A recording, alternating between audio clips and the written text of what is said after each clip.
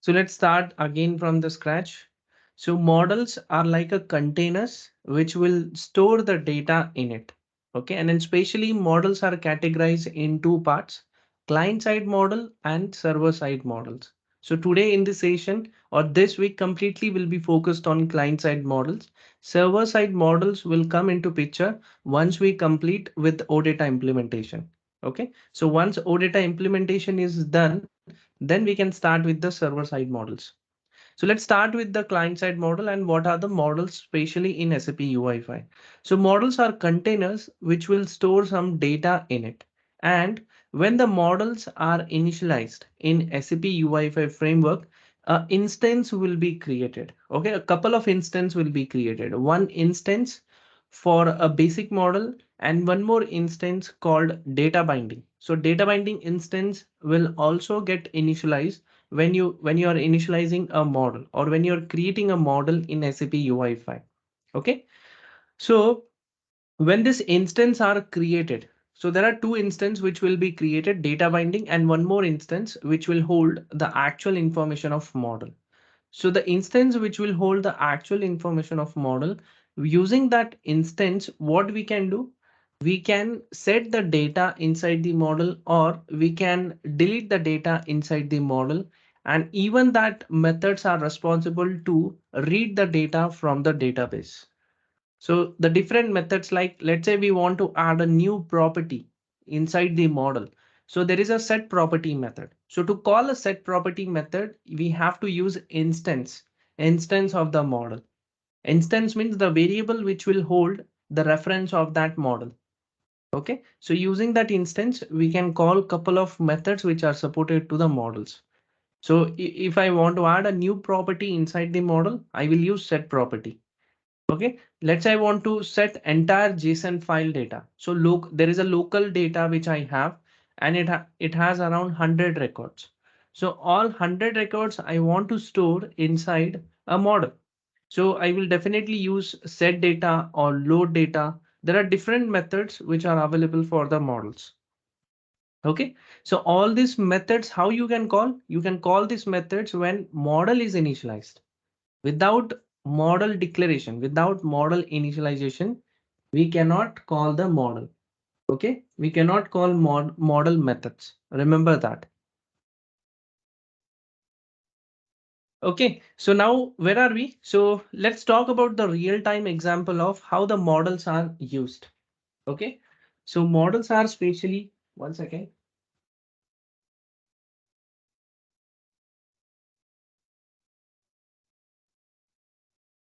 Okay, models are spatially in real-time examples where we can use the models. So models are spatially used in case of data binding. Okay, the main purpose of models in SAP UI5 is data binding, and second is to fetch or to communicate with the database. Okay, so when we create any OData service, let's say we created one service which will read the data from database and it will bring back that data to the front end. So who is responsible to perform all that operations? Models. Okay, models are responsible to pull all that data or to fetch all that data from database to the front end. So front end means the app which is running on the browser. Okay, so now let's talk about this example which we have here, table. So within this table, we want to display a data.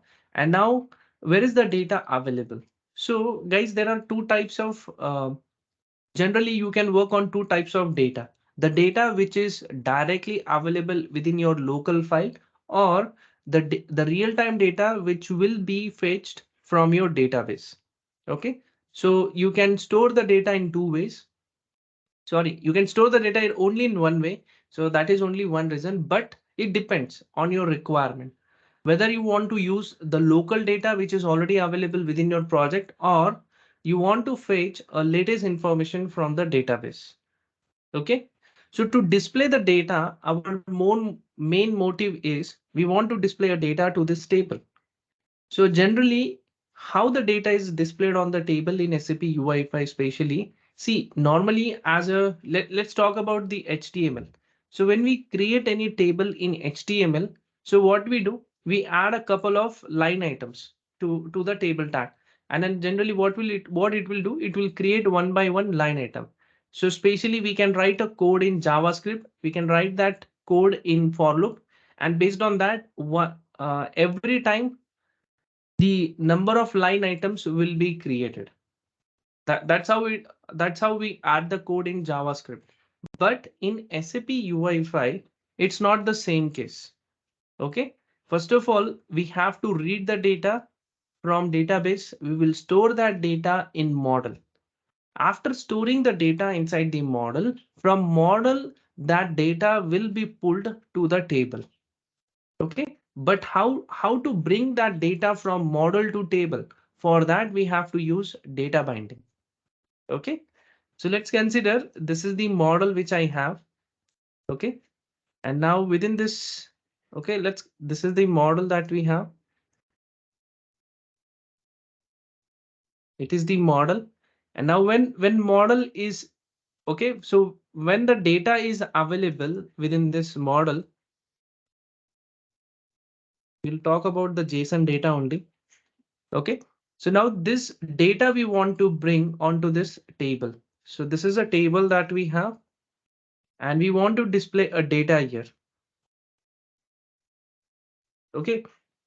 So to display the data, or to bring or to pull the data from model to the table, so there is only one way that we can do. How we can do? We can do that, or we can achieve that with the help of data binding. Okay. So the data which will flow right from model. Sorry.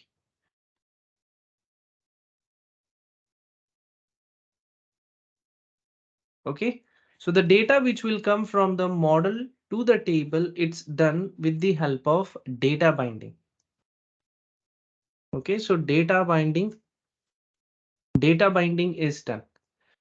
Okay. So without data binding, you cannot bring the data from model and you cannot directly append to the table. That's only the one way. Okay. If you're working on multiple records, so data binding is only the solution we have, which can help us to bind the data which is available inside the model to the table. So what is data binding here? Data binding means binding the data from source to the control. So table is nothing but it is a control. And what is a source here? Source here is model. So from model, we will pull that data and we will display that data to the table. And then how it is done? It is done with the help of data binding concept. So far, guys, whatever we covered, is it clear? Now, if anyone is asking you like how to bind a data from a model to the table or list control, what you will say? How the data will be binded?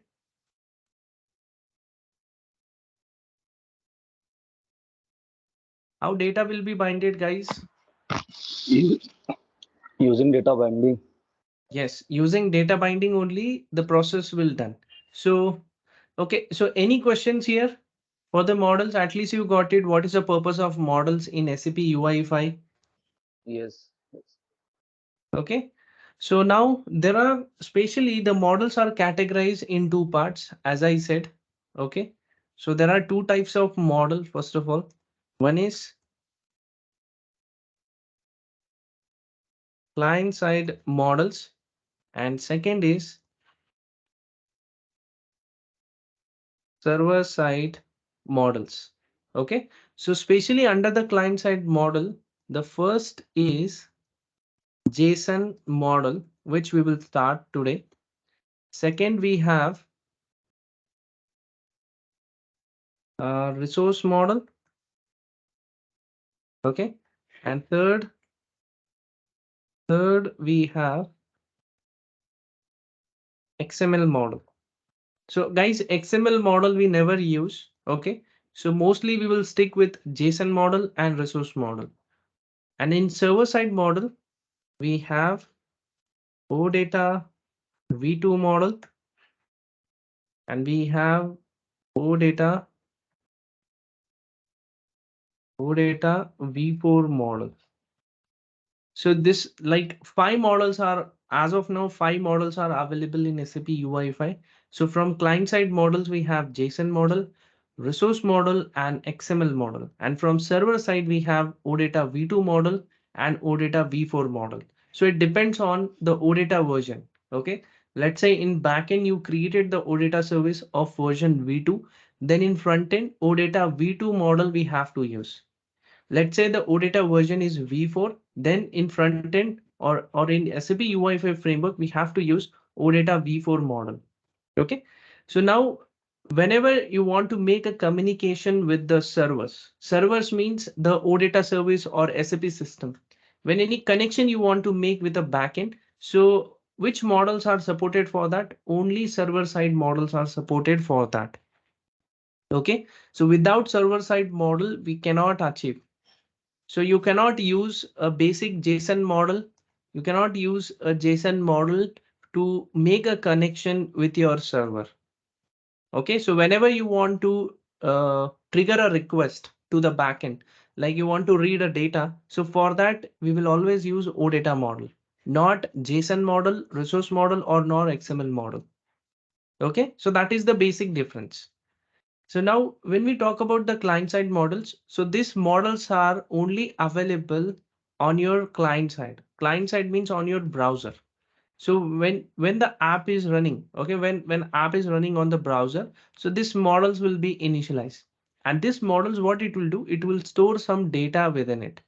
So when we read some data with the help of OData model, that data we will store in a JSON model. Okay. And until that particular session, the data will be available inside the JSON model or resource model. But once your application is closed, or the tab is closed, then in that case, the data which was available inside the JSON model, resource model, or XML model, that data will be cleared out. Okay, so only for that particular session, data will be available. Remember that. Okay, guys, any questions here? No, not from my side. Yeah, big. So data will be cleared out from this JSON model. How it will be? I mean, like once it is See, loaded from order to JSON.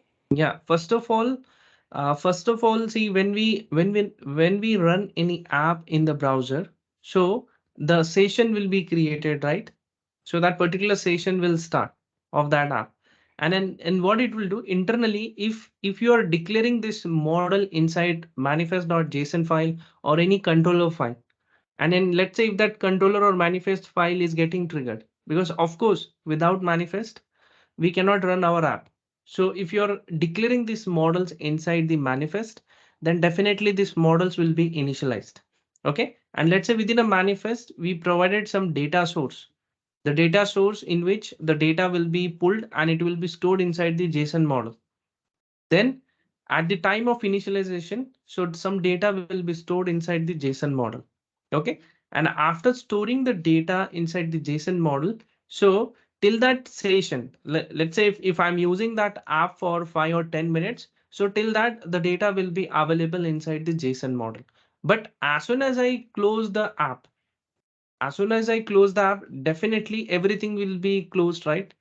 The each and every process of the application will be cleared and browser's memory will be cleared, right?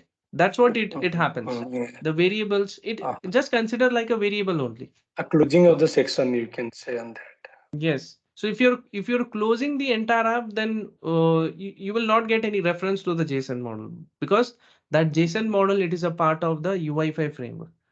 So if app itself is getting killed or it getting closed, then none of the models or none of the variables will work, right? Yeah. Okay, so yeah, so let's start with the first model, that is JSON model now. Okay, so as a name suggests, what is a JSON model? Anyone knows what is a JSON model? It's very simple. And JavaScript object notation. I will this acronym, right? Okay, so okay. So JSON model, as a name suggests, it's mostly used for JSON data. So anyone knows what is JSON data? It is basically JavaScript object notation data. Normally, there is a special model for the data types. So see, there are only two types of data every time we can work on in UI5 application. One is JSON data and second is XML data. So always remember, JSON data, 99.99% JSON data is only the one structure that we would be using in our UI5, not XML data. Okay, so whenever we read any data from a database, like I'm reading a data from OData service, and that data is coming from my SAP system. So when we read that data always it will be in a format of JSON. Okay, so always like 100% the data you will get in a JSON format, not in a XML format. And even the binding that you will do to the table or list control, that will be in a JSON format only. Even we can bind the XML data, but as I said, we only work with the JSON data, 100% almost. There would be not a single chance that we have this XML model or XML data in picture. Okay, so mostly it's a JSON data only. So what is a JSON data? So anyone knows what is a JSON data?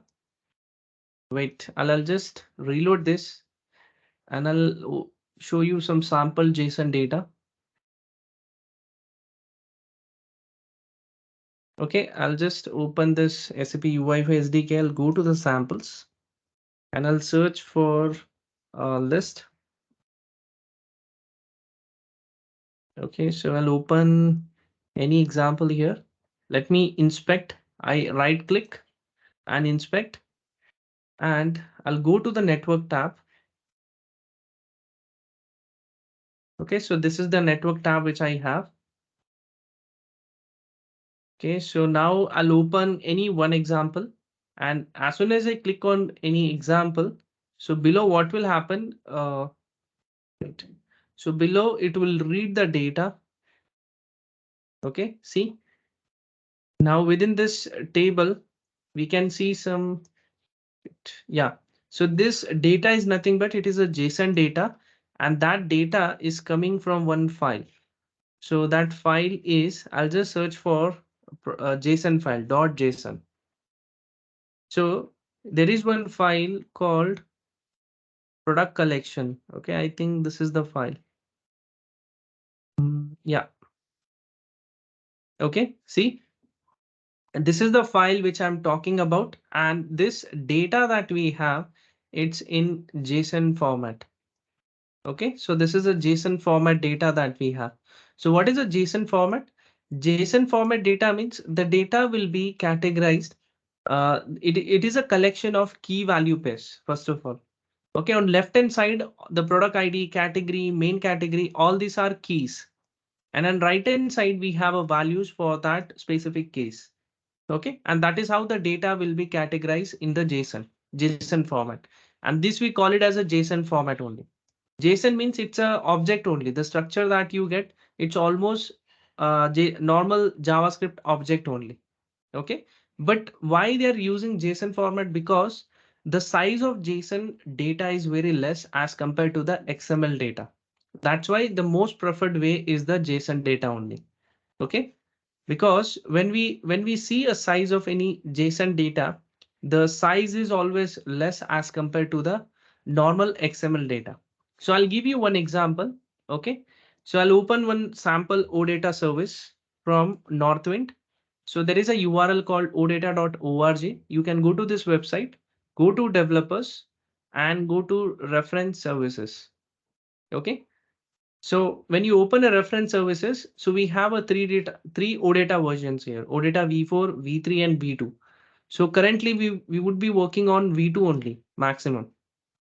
So go to v2, and now inside the v2 there is a Northwind read-only service. I'll open that Northwind read-only service now. Okay, see now the structure that you get. This is the XML structure. So normally, if you're reading any service without adding $format equal to JSON in the URL, so the basic data or the format that you get is the XML format.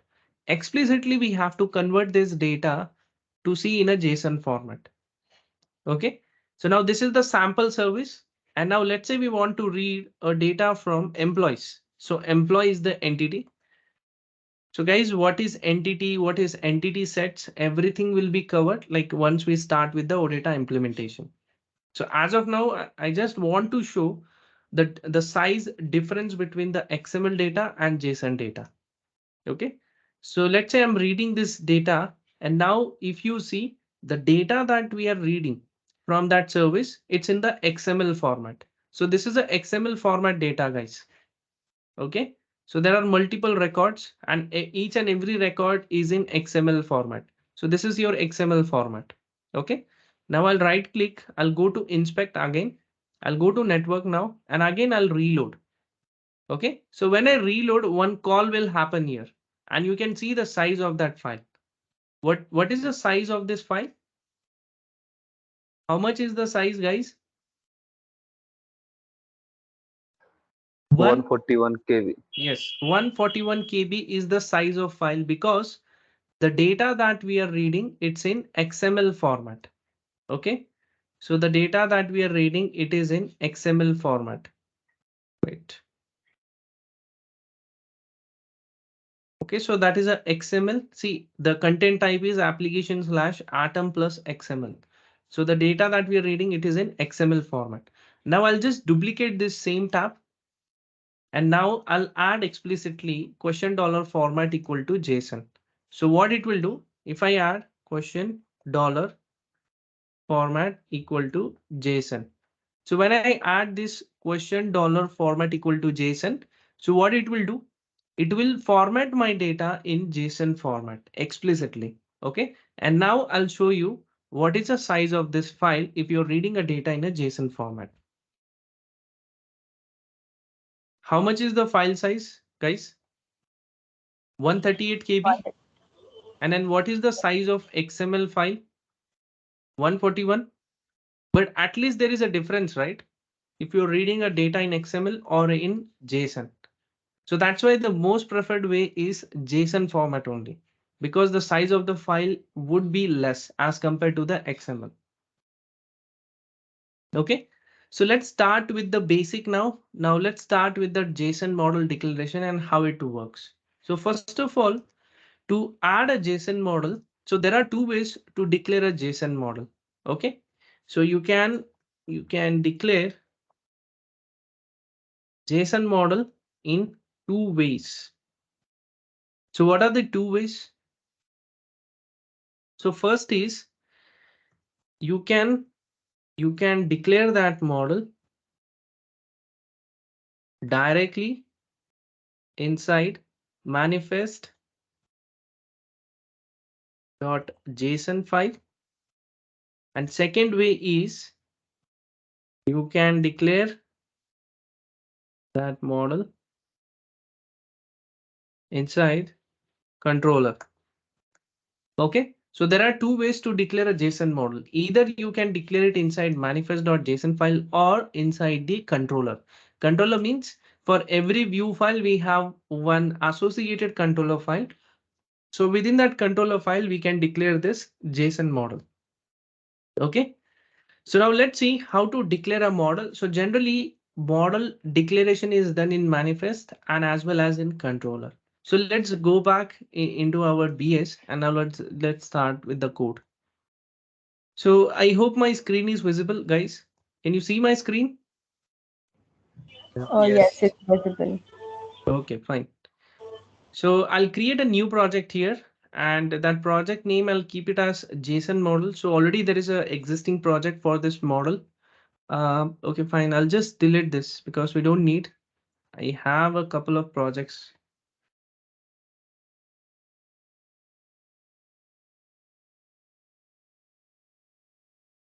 So as this is a trial version, so guys, make sure that you don't keep more projects because if you're keeping a more projects, then definitely BS will crash after every couple of minutes. Okay. So because the size which is allotted is around 4 GB, I guess. And then from that also, like we cannot use the storage more than 2.5 GB. Okay, if you have projects and which is like more than 2 GB, it's already using the contents, then your dev space will load or will work slow. Okay, so how to create a project here? So I'll go with this breadcrumb option here, and then now after that I'll go with a file, and then I can select this option, new project from template. Okay, that is the option which I can choose from here, or I can open get started page. So to open a get started page, again we can click on this three lines, go to help, and there is get started. Okay, so two ways you can do that. So I'm going with a get started here. So it will open a get started page, and from here I'll create a project. Okay, I'll create a project by clicking on start from template. Okay, so now after clicking on project from template, yes, I'll go with SAP Fiori application, click start.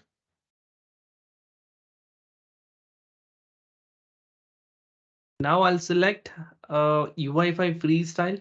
I'll go with a blank template, which is completely empty page. Click next. Now see, it's asking about the data source. So as I said, that this option when we will use if we are implementing OData service. Okay, if we have OData service handy with us, then only we will go with this option. As of now, what we have to choose here? None.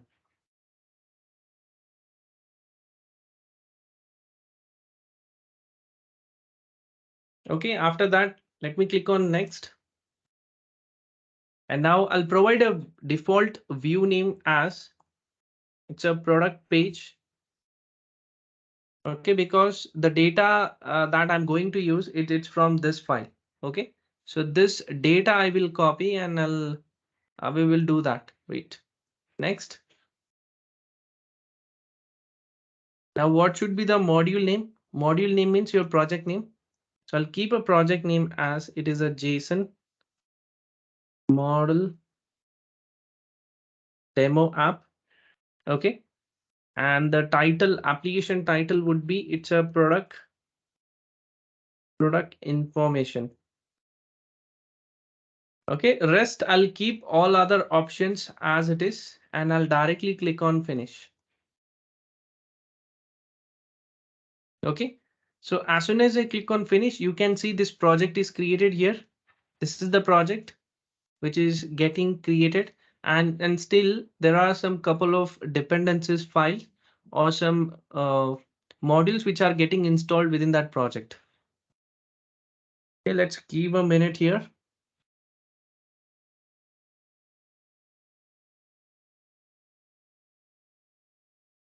So guys, if anything, if you are not able to understand, you can in between, like you can speak and you can tell me. Okay, I can repeat that one more time for you. But don't be unmute continuously. Okay, so like if you need at that time only, you can just ping. Yeah, so this is the project which is created. Now within this project, let's see how to create a JSON model. So as I said, JSON model or the JSON model, it can be initialized or it can be created in two ways. In which file we can create or initialize the JSON model within a manifest.json file or any controller file. Okay, so for example, within this project, I'll expand web app folder and I can open a manifest.json file. So first we will start and we'll see the syntax of a JSON model declaration within a manifest. And after that, I'll show you how to declare a same model inside the controller. Okay. So first of all, before we declare a JSON model, so we need a data source here, right? We need a data source, and using that data source, we have to read the data. Okay, so that is our basic requirement as of now. So first of all, what we have to do, we have to create a data source here. So for data source creation, what I would be doing. So first of all, inside the model, I will create one local JSON file. Okay, so guys, even you can use models.js file to define a models. Okay, see, basically one model is created as of now, and this is a JSON model. Okay. And this JSON model library is already declared on the top. You can see that on the top under the SAP.UI.definition. So there is a module which is already declared here. And this module reference is passed in this function as a parameter. And now this JSON model is referring to that main JSON API or library, you can call it as. Okay. So whenever you want to declare a JSON model, we have to use new keyword followed by you can declare this entire library, or you can just use this JSON model as a name, a parameter name. Okay, this is a way to declare a model in a controller. I'm talking about a JavaScript file, but there is a change in a syntax when you declare that in a inside the manifest. Okay, so first our main target is to create a data source. So we need a sample JSON data. So for to create a sample JSON data, I'll right click on this model folder and I'll choose new file. And now I'll write it's a product dot JSON. So make sure that guys, the local JSON file that we are creating, the extension for that should be .json. Okay.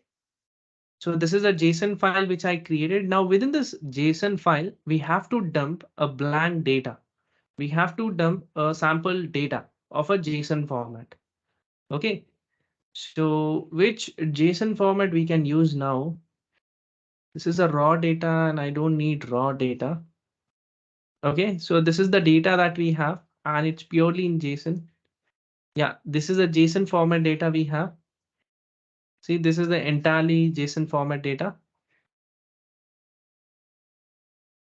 I think there should be some different file for this. Not sure why it's like that. Maybe they have changed the structure. Okay, let me search for a responsive table here. Okay, and let me open this first example of table. Yeah, so can you see we have a file here? What is that file? Products.json file.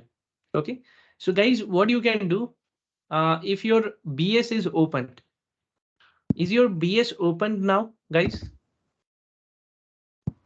Yes, Avik.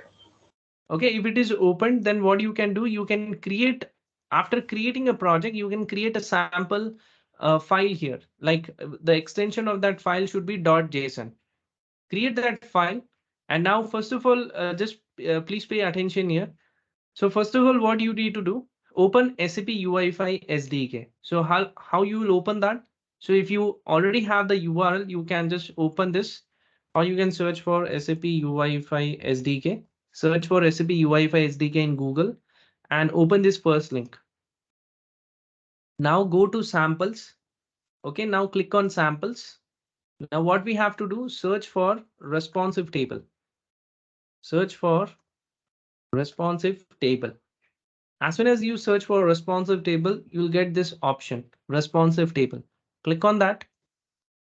Okay, now before you open any example, so what we have to do, we have to open developer tools of Chrome browser. So how to open a developer tools or console? Right click on this page and there is an inspect option. Okay, right click, choose inspect. Now it will open like this, the below console. Okay, now go to network directly. Now go to network and now just scroll down and now open first example. Like any example you can open because at the end, all examples are using the same JSON data. So I'll open this first example. Now, as soon as you open, you can see the data is getting added inside this table. From where this data is coming? This data is coming from a file called product.json. See, you can search for product here within a filter, and this is the file which has all the data. Okay, and the file is .json. Okay, so I'll double click on this file. So just double click on this file, guys. It will be opened in new tab. See, this is the data which we want now. Okay, So we cannot directly, yeah, we can copy that because I already have like a basic JSON beautifier extension installed within this Chrome browser. That's why everything is getting formatted like this. But for you, you'll get a raw data like this. Okay, this will be the data that you'll get. So just copy it, entire data. So Control A, copy that entire, all the records, Control A, copy. Now go back. Now you can directly paste that data within this JSON file. Okay, that's it. See, I just pasted that data. And how many, see, like around in product collection, we have array records, array of object data, and product collection, we have only object data. So all that data I have pasted within this JSON data, within this JSON file. See, there are n number of records in this, which we can use to display this data on the table. So any questions in the steps, guys?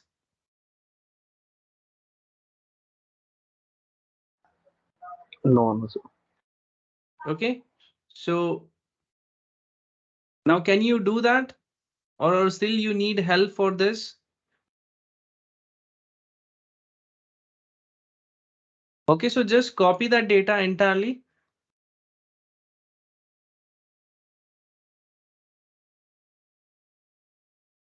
Okay, so after copying the data here, now we have a data ready available in our project. So within this project, we have a local JSON file, and within this JSON file, we have around like 50 or 100 records in this. Okay, so now this records, how we want to do, we want to work on this records or on this sample data. So we have to bring this data from this JSON file into model. So there are two steps we have to do here. Okay, so first of all, one second. So first, what is the step here? Step for model creation.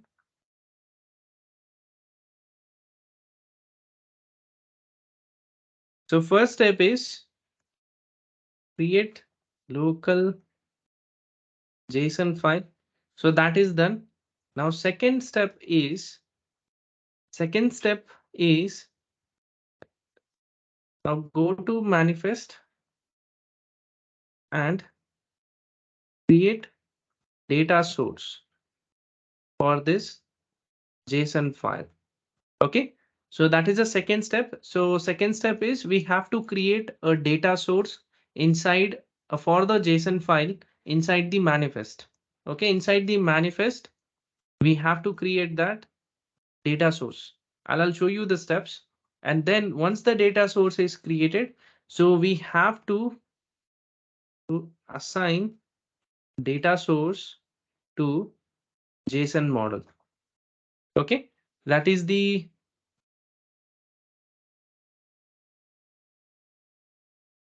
okay. So guys, that is this third and last step is bind JSON data from model to view or control. Okay, so these are the steps that we have to follow. Okay, guys, what are the steps? First, we have to create a local JSON file. Then we have to create a data source inside the manifest. And after that, we have to assign that data source to JSON model. And the final step would be we have to do data binding to bind the data from that model to the view or control. Okay, so now remaining three steps are pending here. So let me open manifest.json file and let me show you, or let me see, or I'll show you the steps, like what is the syntax we have to write to create a data source inside the manifest. So let's go back to PS. Now, yeah, so I'll open manifest.json file. So this is the manifest.json file. Okay, now within this manifest.json file, there is a section of data source. But as of now, you don't see that option or property declared within this JSON file. Why? Because we didn't added any data source, right? We didn't added any data source from data source tab while project creation. So if you remember, In data source tab, we selected none. So that's why data source is not created yet within this manifest. So to add a data source here, the data source will be added after the source template within this sap.app namespace. Okay, inside sap.app namespace, we have to add a data source. Okay, not outside sap.app. So sap.app namespace is starting from line number 3 and it's ending on line number 18. Inside that, we have to declare a data source. Okay, so now after this source template declaration, I'll give a comma here. And now I'll add in double quotes. Make sure to add all the properties in double quotes. Add data source. Okay, add the property called data sources. Now give colon. Now just add opening and closing curly brackets.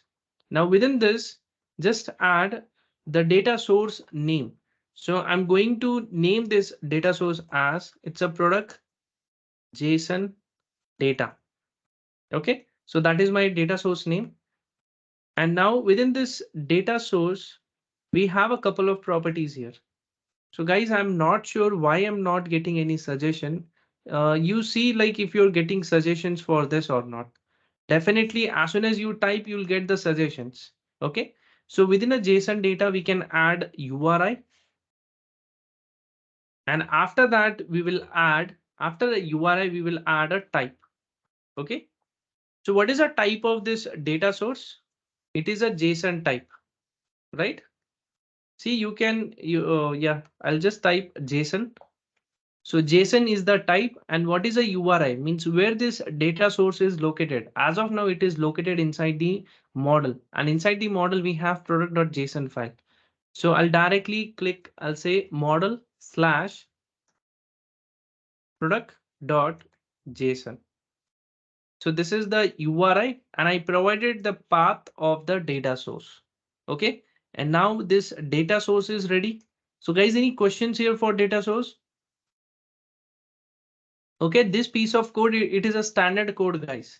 What is standard here? So only the name that we provided, it can be any name you can give, but URI and type are the standard properties, and even the data sources are the standard properties of the UI5 framework. Okay. So now provide a URI means the path of the data source and the type. So what type of data source it is? It is of type JSON. Let's say if you are integrating OData service, then type of that data source would be OData. Okay, so based on the data source type, you can provide the value here. Now, after creating the data source, now what we have to do, what is our third step? Third step is we have to assign that data source to JSON model. That is the third step. Now let's go back to the models. Now, where is the model we can declare? So models can be declared in two ways, inside manifest or inside controller. So let me show you the first way to declare a model inside the manifest. So after creating this data source, if you scroll down, there is a separate section for models. Okay, there is a separate section of models inside SAP.UI5 namespace. Okay, so inside SAP.UI5 namespace, there is a models section. Can you see this models? Okay, so as of now, only one model is declared, which is I18. So what is I18? That we will cover tomorrow. Okay. So now inside this I18, after this I18, one model is already declared. So I'm going to create one more model here. Okay. And that model should be declared inside the models property or models object. Now give a comma here and now just add double quotes and provide the model name. So I'm saying this is a product. It's a product JSON model. Okay. So the model name is product JSON model. And now what is the type of model it is? It is of type JSON, right? So that we have to declare here. See, how the resource model is declared, they provided the entire class name of that model. So similarly, what I will do, I'll go back and I'll open SAP UI5 SDK. I'll go to API reference and I'll search for JSON model. And now this is the JSON model that you'll get, and just copy the class name. Okay, so copy the class name. Now go back to your BS and now you can paste in a type. Add double quotes and just paste it. Okay, so this is the type of the JSON model. Now give comma. Now after that we have to provide data source, not data sources, only data source. So the name of data source we have to provide. So we have to provide data source of product JSON data. Scroll down and just paste that here. That's it. Okay. So guys, any questions here?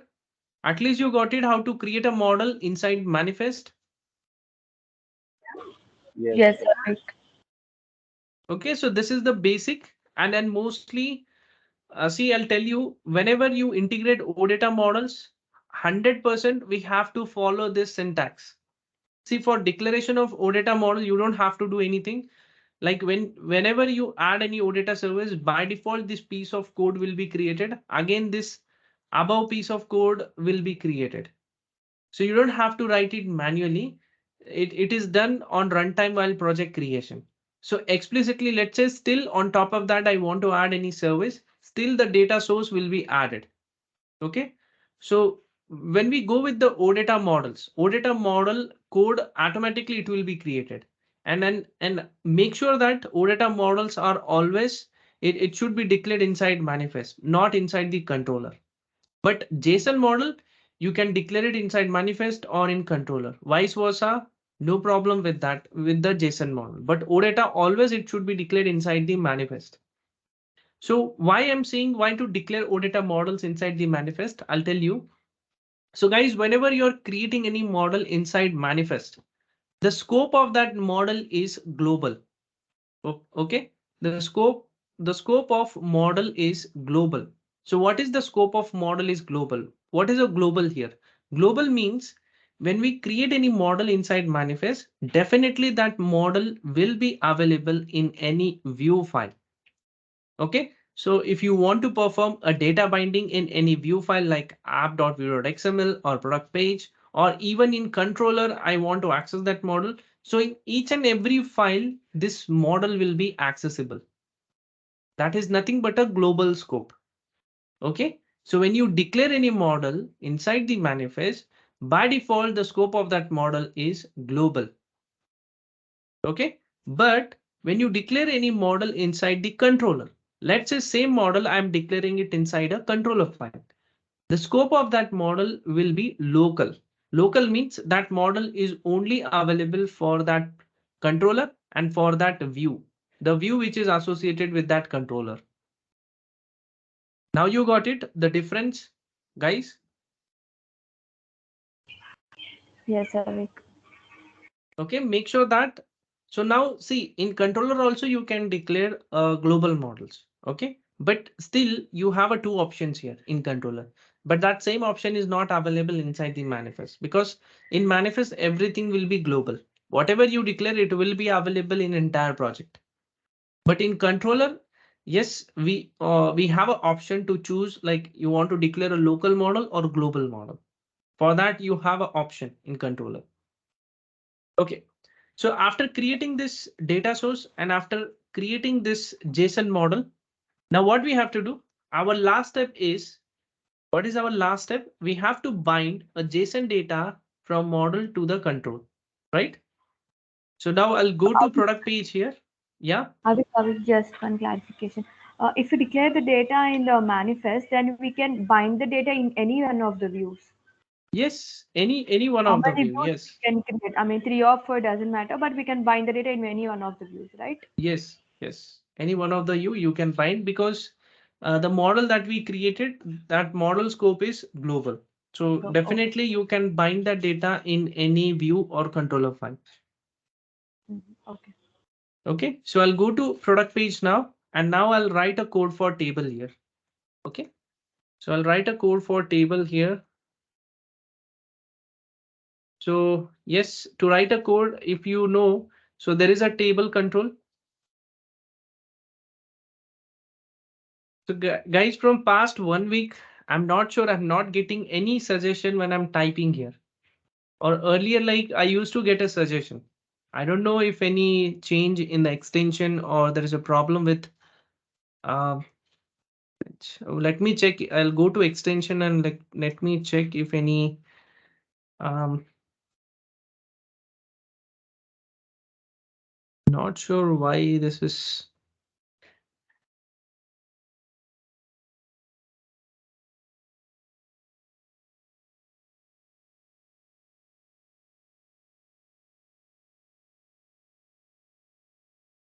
So I'm just adding, okay, all this so that I can reuse.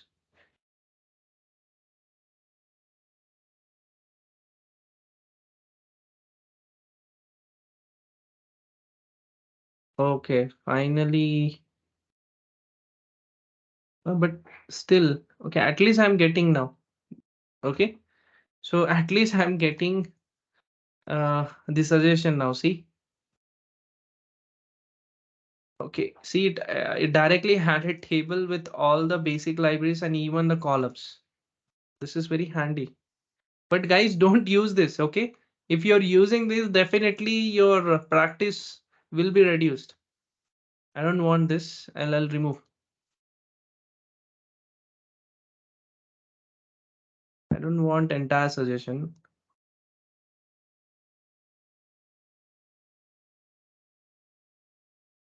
I guess.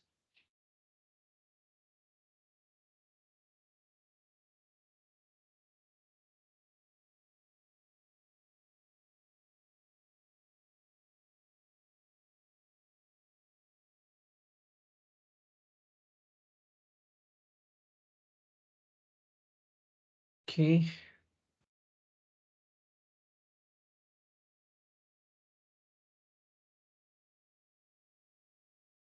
Okay, I think now I don't have any suggestion. Okay, fine, let it be. I'll do it manually only. Okay, so there is a control of table, and now inside the table control, so when you declare a table control here, it has a aggregation. Okay, so I'll go to API reference and I'll search for table here. So guys, the table that we are designing, it is a responsive table. Okay, so I'm designing a responsive table here, and this table, it belongs to library sap.m. Okay, and sap.m is already declared on top, so we don't have to load any XML namespace, or we don't have to declare XML namespace here. Now within this table, we want to create a multiple columns, right? And we will create that multiple columns based on the data that we have. So for data, we have product ID, category, main category, name, description. All these are different details we have here. Okay, even the product peak URL and all, everything is there. So now let's start with the product ID. So I'll declare a columns first of all. So to add a columns, there is an aggregation of columns here. And now inside the column, you can add a columns. Okay.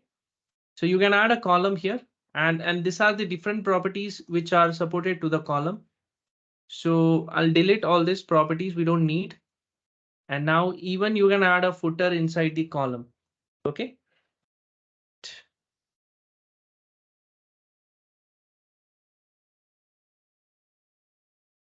Okay. Now inside the column. Okay. So and inside the header, we'll add a first label.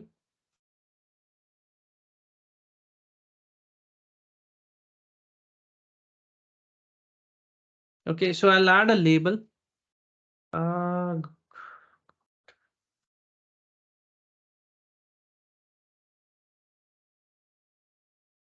Okay, now inside the text, I'll add the first text for the column is product ID. And now I'll just copy this same column code and I'll paste it like five times because I need a 5 columns. Okay, so product ID. What is the second? We can give a name of the product. After that, we need a description. Or sorry, we'll go with category and we'll go with price.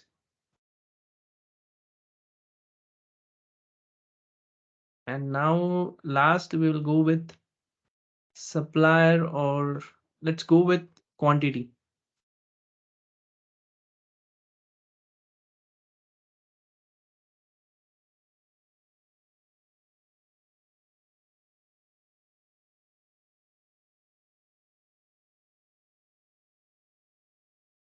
I'm not sure, guys. One second. A document with.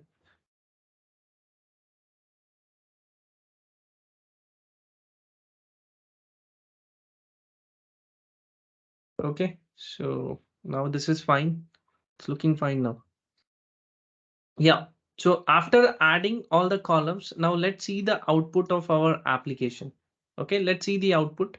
So how to run the app? Right click on the project and there is a preview application. And now from here, I'll just start the script with start with no FLP option.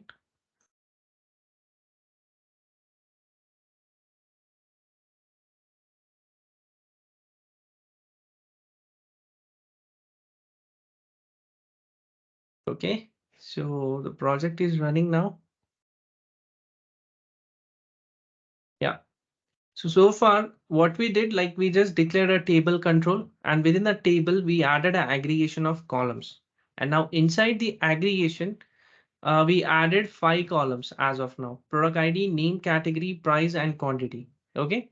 So now after this, what we have to do, we have to bind the data to all the respective columns, right? So when we open, it should display the data specifically for product ID, name, category, price, and quantity. Okay. So before we do the data binding, let's take one 10 minutes break here. We'll continue at 9:48. Okay. So just be on mute. So after 9:48, so we'll continue and we'll do the data binding. Okay. So I'll show you how the data binding is done. So let's take a 10 minutes break here, guys, quickly. Hey, Avik. Yeah. Yes. Uh, Actually, I've tried one fragment project, but I'm getting a error there. Can you please help me with that? Yeah. Yeah. I can Sure. share. Sure. After this, Like, not now, means yeah, once our session is done. So I'll help you on that. Okay. yeah, sure, Avik. Thank you. Yeah.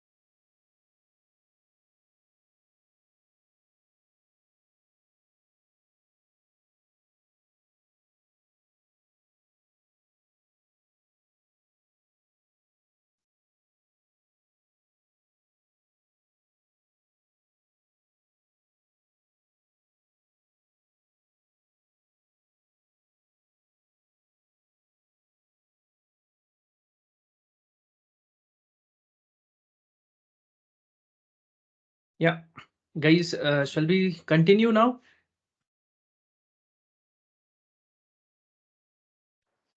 Yes, yes. Okay. Okay. So now what we did, like the table is basically the table columns are created, but it doesn't has any data as of now. Okay. So to add a data, now let's do the binding first of all. So before we do the binding, but we do have to create a rows, right? So first of all, we need to write a code for row creation and which row will be cloned on runtime. Okay. So we have to add a rows to the table. So to add a row, we need to add one more aggregation to the table. And what is that aggregation? Items. Okay. Items is the aggregation which is required to be added inside the table, and that is responsible to for creation of your rows on runtime. And now inside the items, what is required? Column list item. Okay. Inside the items, there is a column list item, and inside column list item, there is one more aggregation called cells. Okay. So under each column, each record will be considered as cells inside a table. So every row will have how many cells? Every row will have around 5 cells because we have 5 columns. So likewise, every row will have 5 cells. Okay, and that will repeat. So now we have to define that 5 cells with respect to the columns. Okay. And then first, what is the first column here? Product ID. So we will define a first cell for that product ID. So I'll add a text here.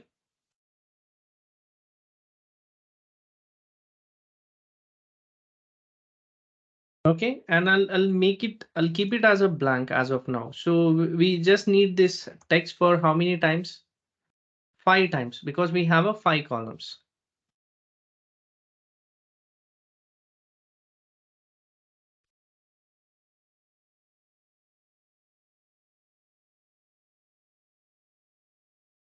Okay, so now we did it. Now what we have to do after this? Now see, after creating a single column list item, what should be the output? Can you see a single row here? Only single row is there, and I don't see a label which was displayed earlier. What was label? No data, right? Earlier it used to show no data, but now I'm not able to see no data. Instead of that, I can see a blank column here. Oh, sorry, blank row here. Okay, now we have to fill a data inside that row for each and respective columns like product ID cell, name cell, category, price, and quantity cell. Okay. So now let's do the data binding. So first of all, the data binding will be done in 2 parts here. One is the main path. So we have to provide the main path from where the data will be picked within this table. And then where that data will be, in which aggregation we need to pass items. Okay.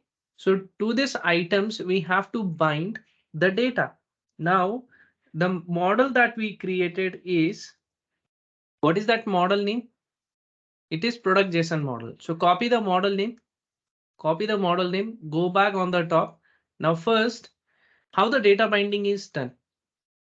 So data binding, okay, so to do a data binding in XML spatially, we have to use a curly brackets. Okay, so to follow a standard binding syntax, it should be done inside double quotes and that also inside the curly brackets. So first I will specify curly brackets on the top. And why I'm providing to the items? Because items means this column list item will be created n number of times based on the data. Okay, because we will not write this piece of code 100 times if we have 100 records. We want this column list item to be created or to be generated dynamically. And how it should generate dynamically based on the model data. So in model, let's say if I have 100 records, 100 times this column list item should be generated. So as a real-time practice, guys, do you think that should I paste this column list item 100 times to display the 100 records, or it should be dynamic? What is the best practice here?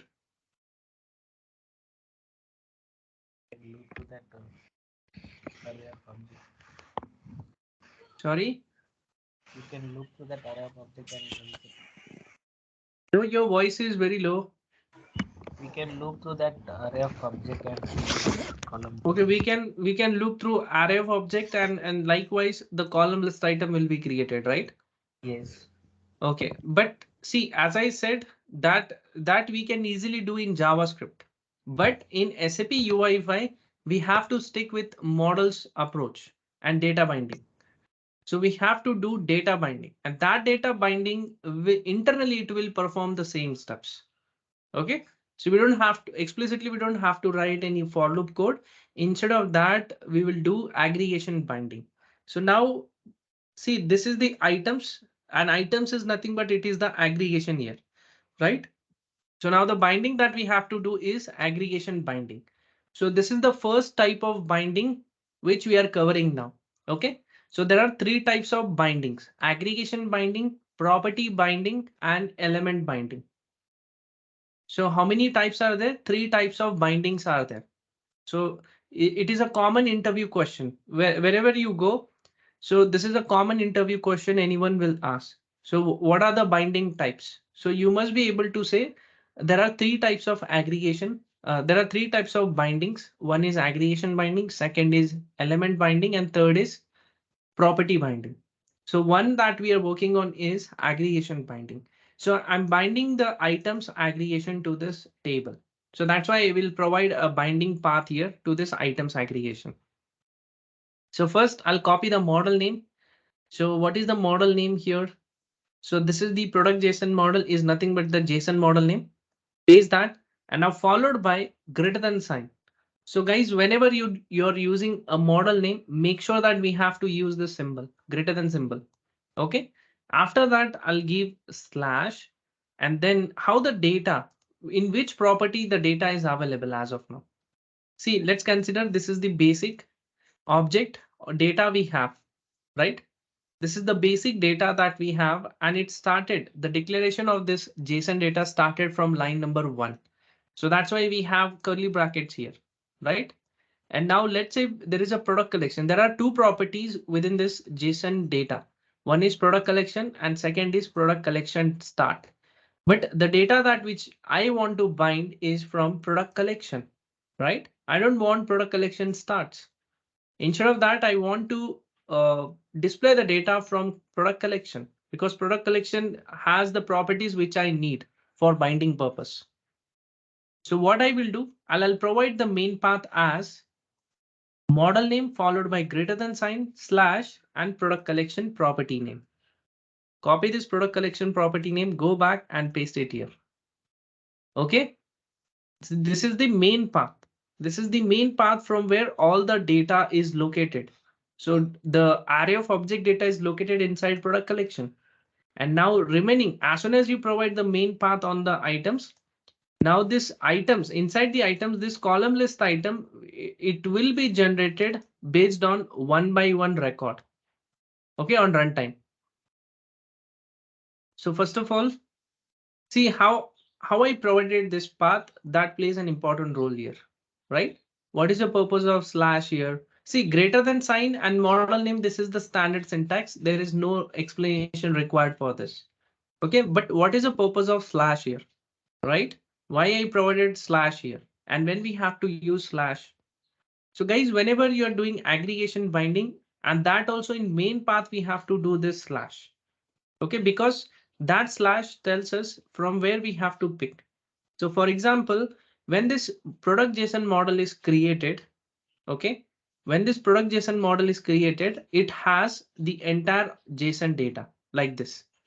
Okay, it's holding entire JSON data, but to access this product collection, if you see, it's inside the object, right?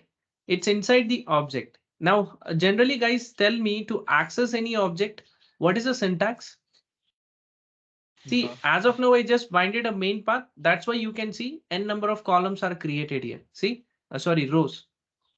Can you see the rows are created as of now, but it's not able to display any data because we didn't done the cell level binding, right? The cell level binding is still pending and that we have to do. But before that, let me explain what is the purpose of slash. See, I'll create a basic object here, and it has two properties.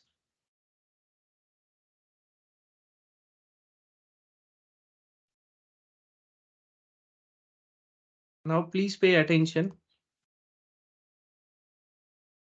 Okay, so this is the object which I have, and now you can see within this object, within this object, it has a curly brackets, and inside curly brackets, we have name property and we have age property.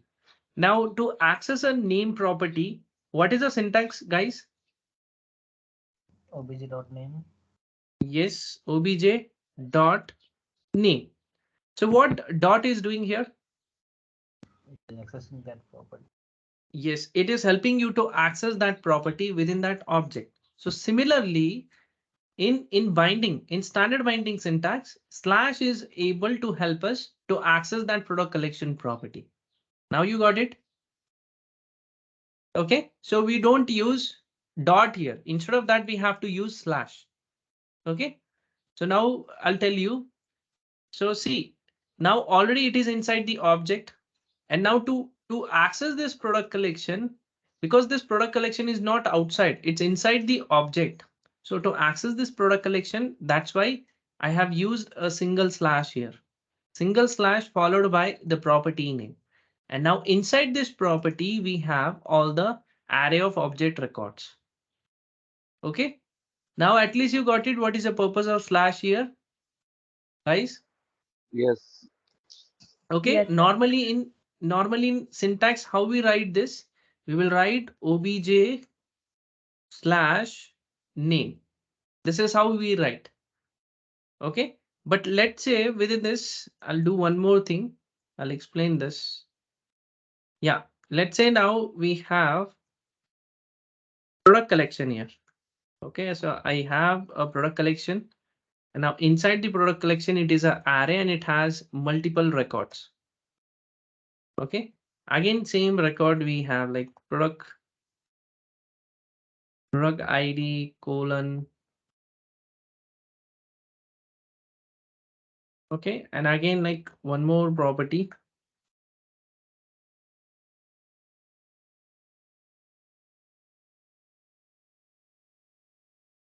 Okay, let's consider this is the data which I have inside the object.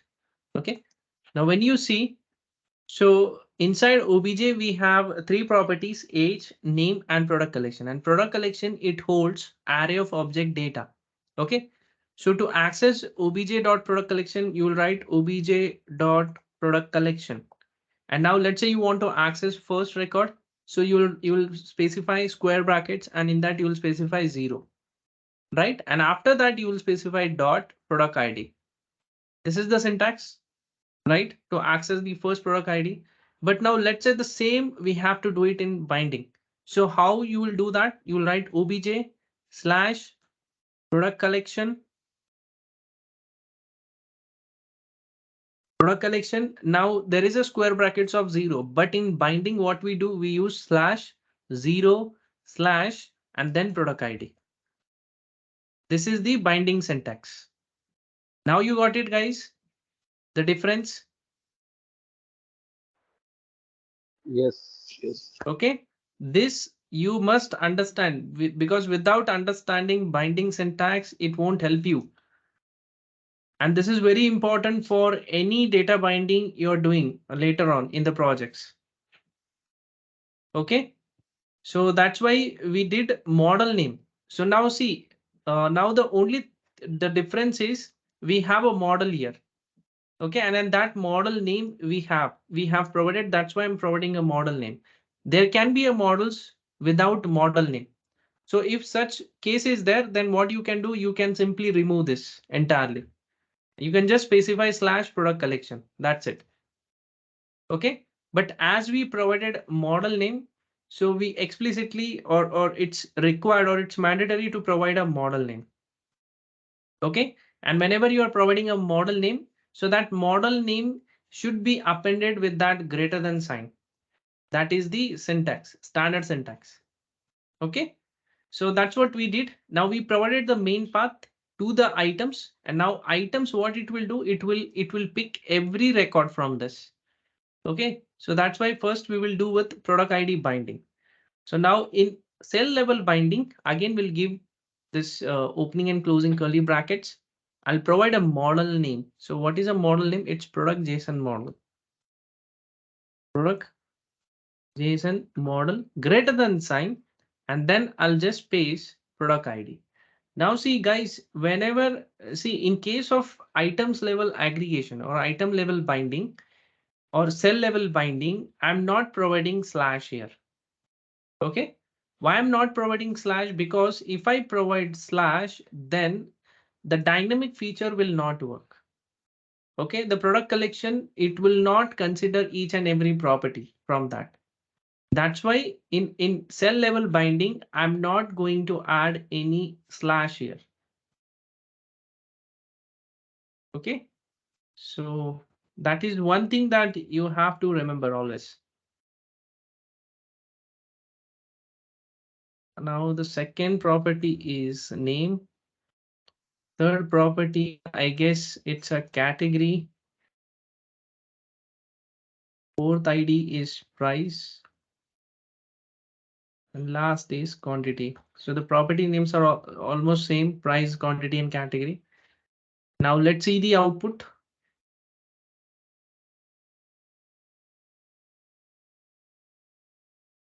See, can you see the data now?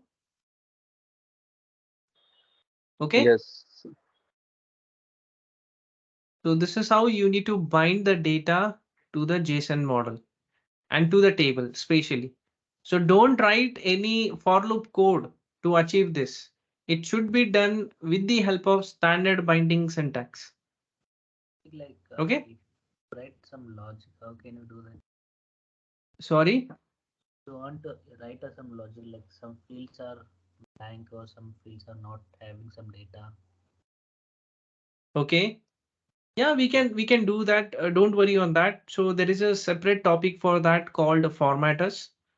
And then let's say like if any value you want to change manually or any modification is required in the data, yes, everything we can do on this on runtime. Okay. So for today, like only understand how the binding is done, how the models are declared inside the manifest, and how to bind that data from model to the control using the data binding syntax. Okay, so let's do one more time recap. So first we created basic product.json file, and the extension of that file is .json, and we added this sample JSON data in it. Now, after that, creating a normal JSON file, let's go to manifest.json file. On top in SAP.app namespace, we created one data source. Okay. And inside that data source, the data source name is product JSON data we defined. And we added two standard properties, URI and type. So URI means we provided the path of sample JSON data. Okay, because as the product.json file is located inside model folder, so we provided model slash product.json. Okay, and after that there is a type. So what type of data it is? It is of type JSON.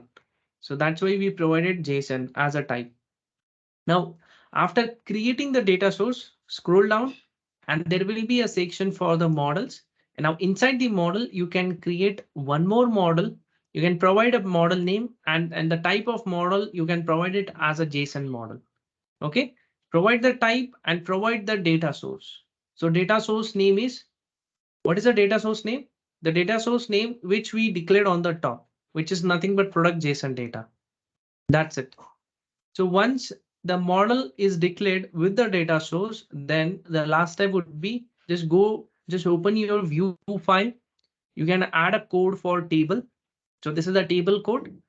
Provide the columns, and inside column you can add multiple column, and then you can simply add items aggregation, and inside the items you can provide column list item as a control, which will be generated on runtime.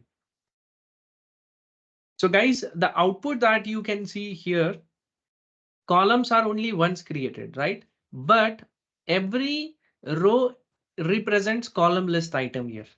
Okay, every row represents column list item. And then on runtime, if I inspect this, then I'll show you. Wait. Okay, let's consider. See, this is the table, and inside the table you can see the TR is created. So likewise, we have multiple TRs. See, it's a table row which is created. Okay, and every row, if you see it's of you can see a ID also for that row, right? So these IDs are generated dynamically. So this is TR0, this is after that TR1, again TR2, TR3, like that. And every TR is nothing but your column list item. Okay, remember that every TR is your column list item. So column list items will be generated dynamically based on model data. So if model has 5 records, then 5 column list items will be generated dynamically based on that. And how it is done? It is based on aggregation binding.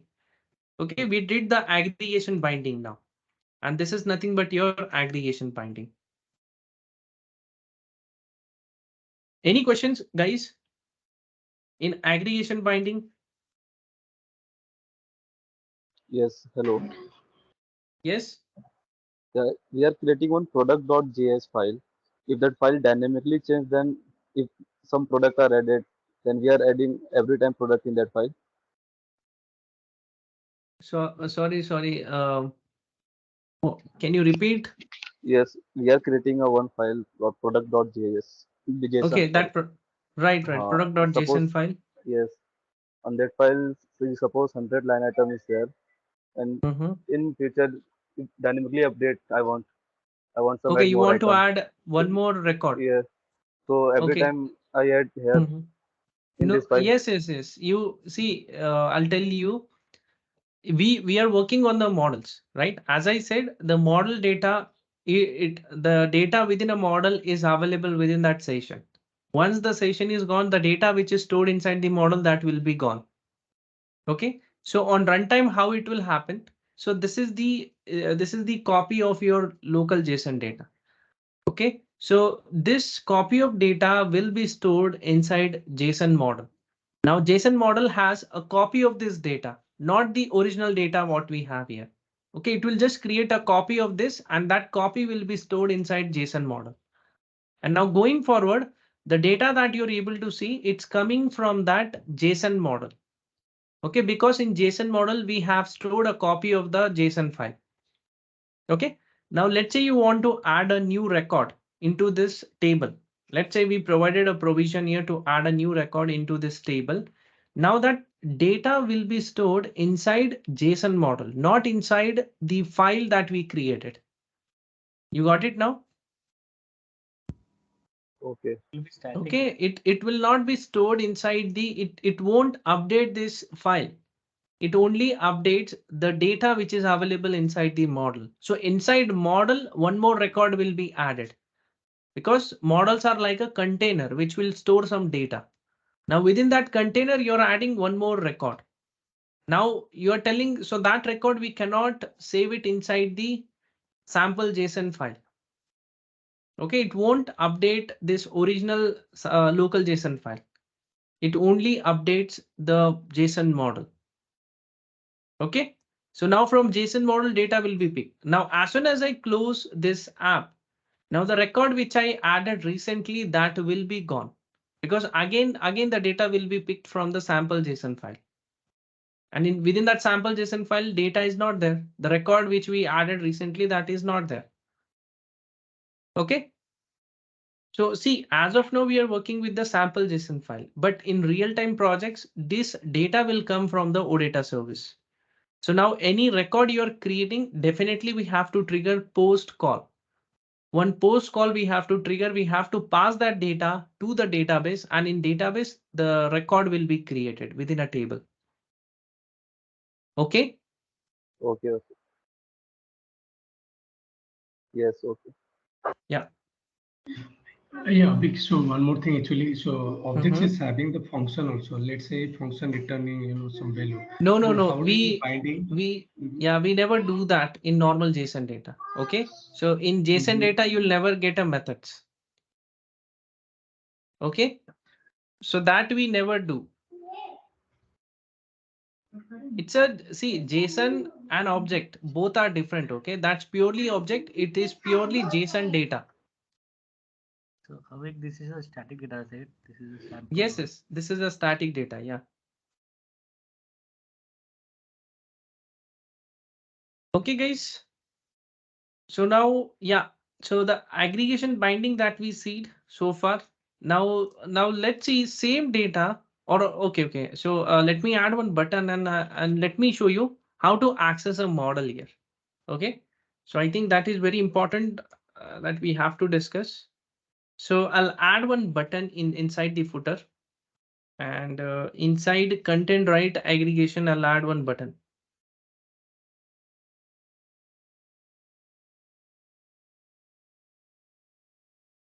Button text should be get model, and we'll add a press event get JSON model.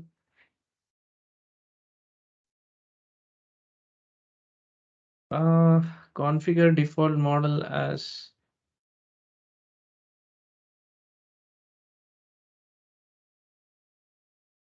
okay. So yeah, now I'll copy this function name.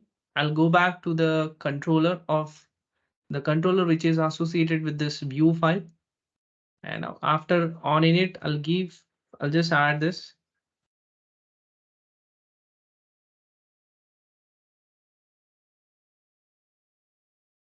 Oh, so guys, this is just a reference. Okay, it's just giving from where this function it added. It's not just giving a link here. I don't know, maybe because of extension which I added here.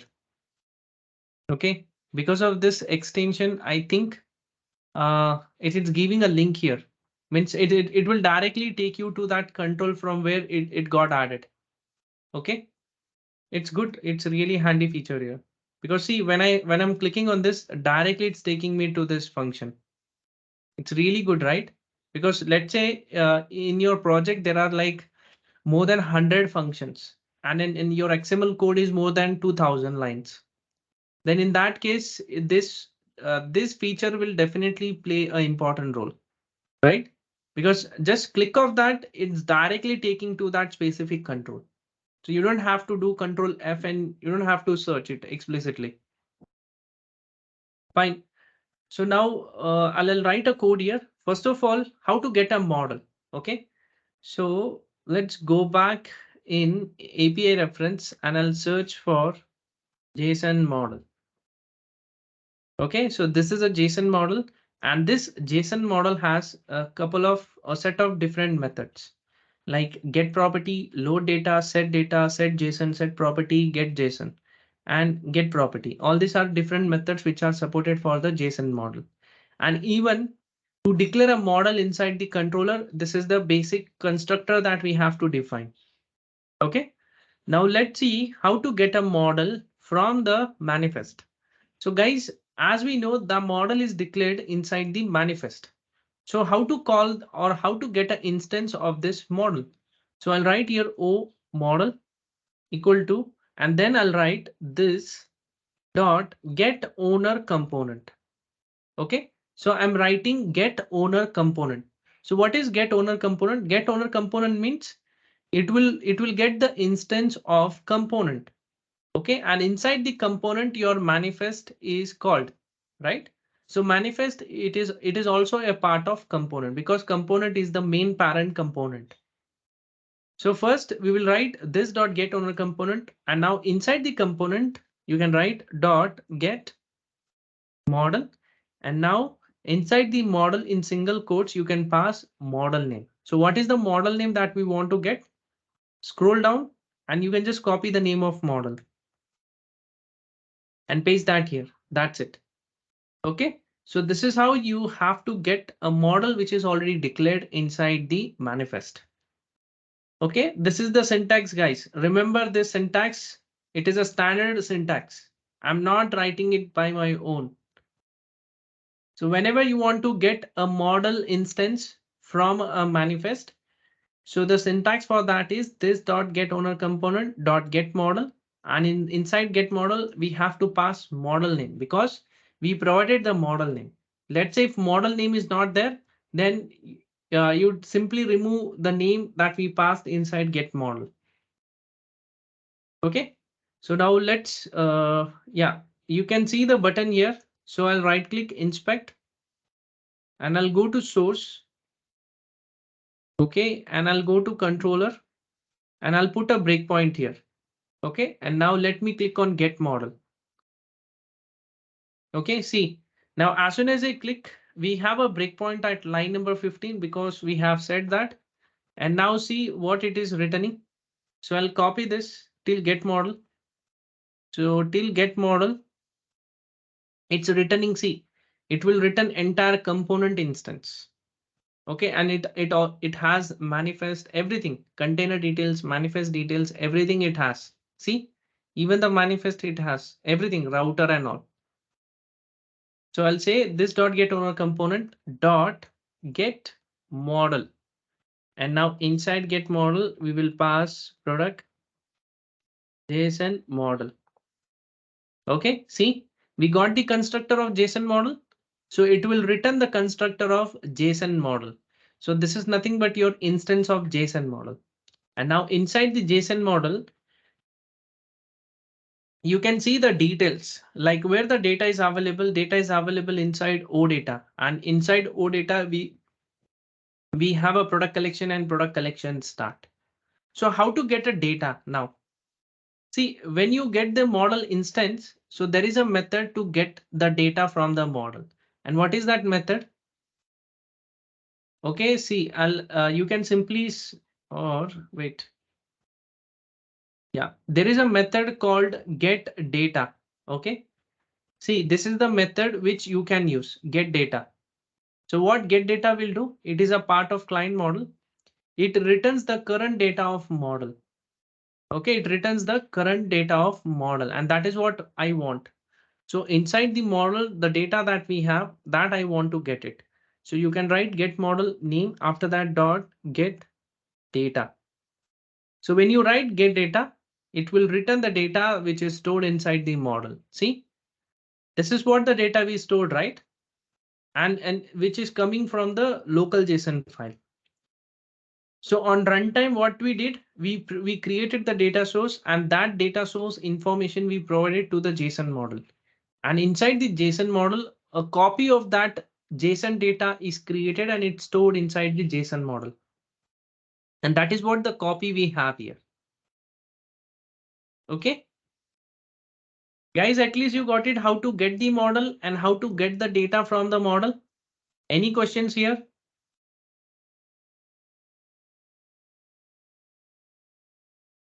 Guys?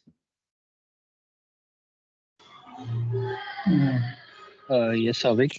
One question here, we can get through OData also, right?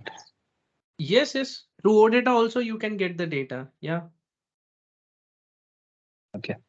But see, whenever you call get data, it doesn't mean that it will trigger a read call to the backend and it will get the data. No. For that, there is the procedure is a little bit different. I'll show you like once we start with the OData model. Okay. Okay. Yeah. So this is how you need to get the model. So if model is declared inside the manifest, so get owner component is mandatory to be written. Then only you can get the model. Okay. So to access any model details, make sure to write the syntax. This dot get owner component dot get model. And now if you want to get the content from a JSON model, so get data is the method which is supported for the JSON model for getting the data, which is stored inside the model. Okay, so now guys, the thing is, now let's say apart from product collection and product collection start, now I want to add a new property inside the model. Okay, So I want to add one more property. Okay, and then that should come after product collection start. One more property I want to introduce inside the JSON model. So when we add a new property, it doesn't mean that it will add a new property inside a local JSON file that we created. No, this property is only available within that JSON model for that session. As soon as the session ends, the property that we stored will be gone, and whatever data we have, everything will be gone. Okay. So now let's see how to set a new property. So to set a new property, there is a method. Okay, there is a method called set property. Okay, so this is the method which we have to use to set a new property. So first of all, inside the set property, there are a couple of parameters we have. So first of all, first parameter is the s path, which is nothing but a string. So the first parameter value that we have to pass in the set property is in the string format. So we have to provide a path. Second, the actual value and the context. If any context is there you want to pass, you can pass that. Okay. And whether it should be updated in data binding or not. So for that, there is a flag for that, true or false. Okay. So these two properties we don't need because those are optional. So we need only two properties, which is always required. Okay. So first parameter is the path that we have to pass. So if you want to add a new property, so what should be the syntax? You'll write set property. And now guys, we want to add a property inside the object. Okay. So where we want to add the property inside the object. So whenever we want to add a new property inside the object, now tell me one thing.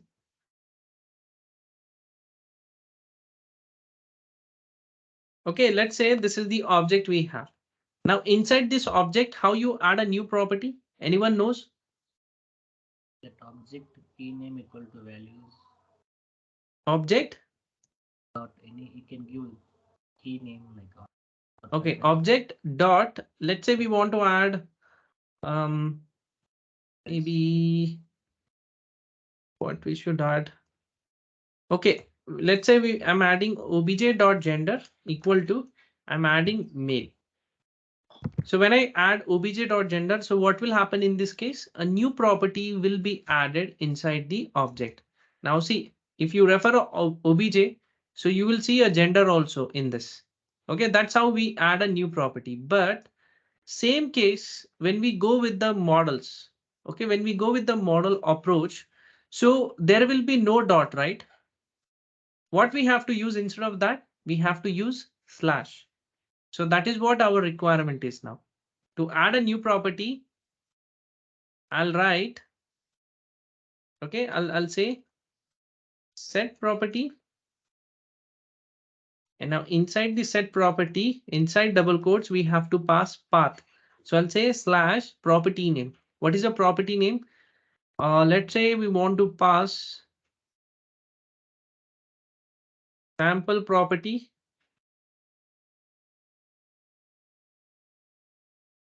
Okay. And now what is the second parameter? Value. So I am passing a new value. Let's say I want to pass this.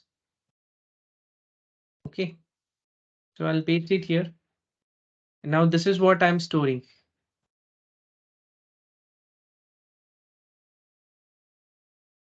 Okay, that's it. So what I did, I introduced new property slash sample property. Why I've used slash? Because you cannot add a new property, right? Without that, because it's inside the object we want to add. So whenever you want to add any new property inside the object, so definitely we have to use a slash. Then only that property will be added inside the object. So we added a new property and followed by the content of that property. So what should be the content that you want to be created for that property?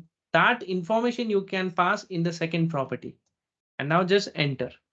See, you'll get a response as true. It means that is added now successfully inside the model. Now again, we can call get data method of model. Now, can you see the property that we added? Is it there? Guys? Did we got that property now? Yeah. Okay, so how to add a new property? At least you got it. So guys, this the property which I'm explaining, the methods, 100% all these methods are required to work with any UI5 project. 100% means 100. Everywhere we should know how to use this set property or get property. And definitely like 200% I'll say this property and this method declaration is required. And we have to use this. And it's very useful. Okay. For that, but you must know how to declare or how to use the set property and what is the purpose of set property method. So whenever you want to introduce a new property inside the existing data of that model, then in that case, you can use set property method. And inside the set property, we must pass two parameters which are required or mandatory. First is the property name followed by the data, actual data for that property. Okay. So again, let's say now you want to get the data or so for getting the property also there is a method, right? Get property method is there for that. So you can pass a property name.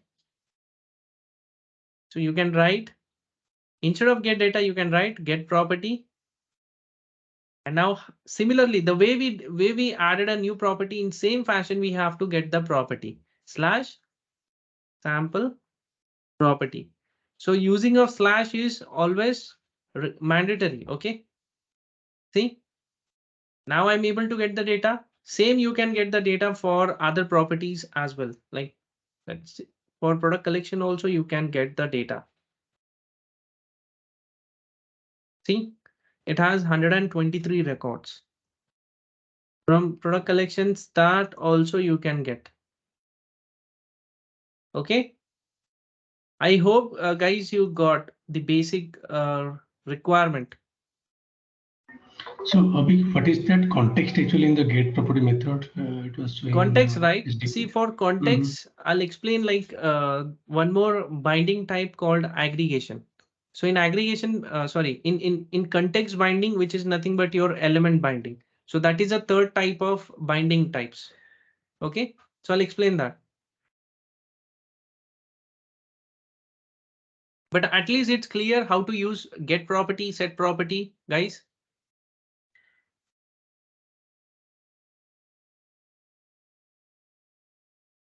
So Yes, Avik. if Yeah. One question, Avik. yeah. The set property will be setting at runtime, or it will be saved in the JSON file. No, not JSON file. In JSON model, this data will be saved. Not in JSON file. So what I said earlier, like the original file from where we pick the data, this file, it will not be modified. Okay. Only the copy of this data will be stored inside the JSON model.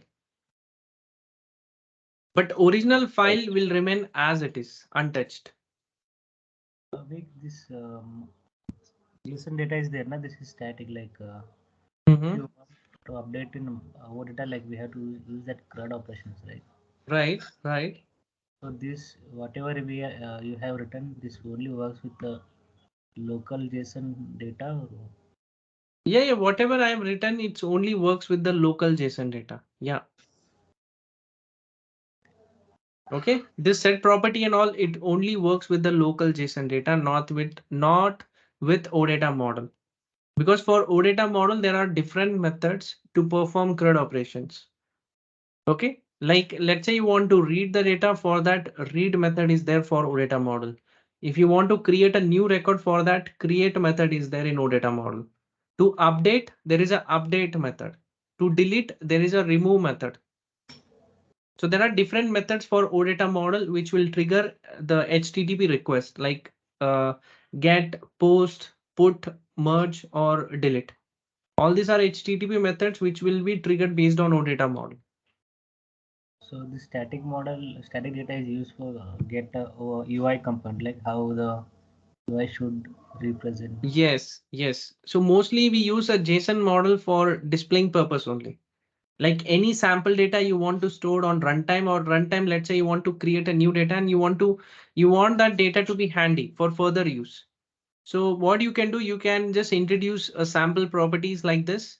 You can add any new property using set property, and that data will be available throughout that session, right? Because you want that, let's say you need a user details. You log in into the app, and after that you want to store user details for further purpose. Like whenever you're creating a new record, so in that you want to pass user ID as well. But now where user ID will be stored? So for that, what you did, you created one global model, and in that you added a new property, which will store the user details. And then from that, whenever you need, you can just get the model, you can get that property, right?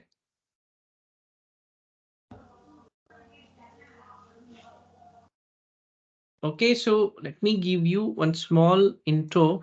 Wait, what I want to say. I know it's a little bit confusing.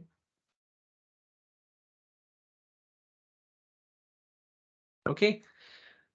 Yeah. Let's say if I'm a user, okay. Now what I did, I log in into the app. Now when I log in, so user details, okay, when I log in, the user details will be fetched from database, and it will be stored inside JSON model, right? So what will happen as soon as you log in, one OData service will be triggered, and with the help of that OData service, it will read the user details, and that data we have stored it inside the JSON model. Okay. And after storing that, now I want to perform a create option. Okay, I want to do a create. So I want to create a new record. Create a new record. So for creating a new record, we need a user details or user ID. Okay, right? So we need user ID for creating new record, right? So now tell me guys, how you can get that user ID? From the JSON data. Yes, from the JSON model, right? So you will write this dot get owner component dot get model, and now inside that, which the property that you created newly using set property. Okay, so that you'll write get property. So you'll call a method get property, and now as soon as you get the property, definitely you will get the data of user details. Okay, and that user ID you can pass it while creating a new record. For that purpose only, we mostly use JSON models. Now you got it. So any data that you need or it's required for in an entire process or in entire transaction process of app. So for each and every purpose, if you need some data to be handy in that, so for that purpose only we use models. So whenever you need a data, you can get that data from the model and you can pass it wherever required. Only for that session. But once the session is gone, the data which is stored inside the model, that will be gone. Okay. Guys, still you have questions for this? Pawan, Saurav, Sanket, Priya, any questions here? No, Avik. But at least you got it, why we need models. So whenever we need any important information, so that information definitely you can store it inside the model. And whenever you require that data, you can just pull that data from the model. That's it. And wherever you need, you can just pass it there. Yeah, big. I mean, on the left side, please go to that screen, previous screen. This one? Hello, yes. On the left side, it is written user details. You have written user details will be fetched from database and it will be stored Stored. inside JSON model. How Right. it will? How it will How be is? done, right? Yeah. Mm-hmm. See, basically to fetch the data, we use OData models. Okay. So to fetch or to trigger the get HTTP method. So like, see, all these are OData services. And whenever you're reading a data, definitely it will trigger get HTTP method. So with the help of OData models, we will trigger one OData service and that OData service will pull the user details. And as soon as you receive that data from that OData service, that data will be in JSON format. Okay. And that JSON data, we will store it inside the JSON model. Now you got it? So what at a service it will give Yes. the For output on the JSON model. But yes, again, yes. converting to JSON model because earlier one was the OData model, right? And how Right, will convert right. to OData model to JSON No, model? no, by default OData model, it fetches the data in JSON format. Uh-huh. Okay, you don't have to do explicitly because that is a default feature. Yeah, that dollar format JSON you're seeing Yes. in that way. Mm-hmm. So once Okay. we implement the OData services, after that, once we start with the OData model, so the data that you will receive after triggering the get method, the response that you receive, it will Mm-hmm. be in JSON format only. That's why I told you, right? The data that we Mm-hmm. will get and the data that we will work 100% it will be in JSON format, not in XML. So a week like when we fetch the HTTP get method, we can Mm-hmm. store it on variable, right? We can store it on variable with a like blank array. We can store it there, or we had to copy explicitly and we had to create a JSON model for that. Yeah, we have to create a JSON model. Or let's say if already the model is created, then you can just add a new property using set property method. Okay, It's that your choice whether you want to reuse the existing model or you want to create a new model. It's your choice. so that will not work, right? That creating one variable, assigning the blank array, and storing the all object and array of object like we can store in the blank array. Yes, you can store that. Yeah. In blank model also you can store that. Okay. So let me show you now. So this is guys all about this. So let me show you now how to create a JSON model from the view side. Okay. So from the controller, let's see how to create a JSON model and same thing like as of now, the data is coming from the resource model. Sorry, the data is coming from the manifest and because we declared the data source. Let's say same thing we want to achieve from the controller. So how you can do that? So first of all, I will define a constructor for JSON model, right? So what is a JSON model? You can go to the constructor and this is a way to declare a JSON model inside the view or inside the controller. So let me add a code for now. So where JSON model and write new sap.ui.model.json.json model. Okay, so this is a constructor. And now what I will do now you want to set this model. You want to set this model, right? So guys, see if you're creating a model by default, this model is set on the component. And when any model is set on the component, definitely that model is accessible to the controller and view file. But when you create any model from the controller, so in this case, we have to we have to call one method. So what is that method? To set the model on the view. So you will write this dot get view dot set model. So there is a set model method which will help you to set the model or on the view or on the component. So as of now, I'm setting this model on the view. So set model generally takes two parameters. First is the model instance. So what is a model instance here? JSON model, comma, and second parameter is model name. Okay. So second, we have to provide a model name. Let's say this is local JSON model. Okay. So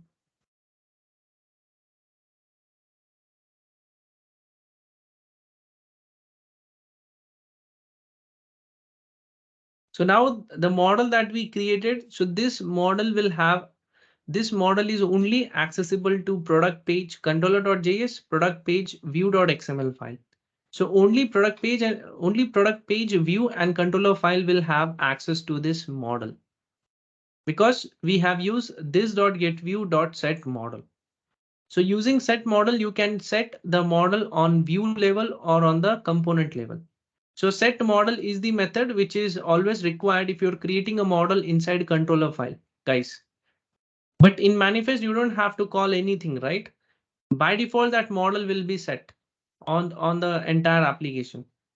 But on controller, when we create any model, so we have to call this set model method. OK, so now this is for setting a model or for that local controller and view file. But what about setting on the component level?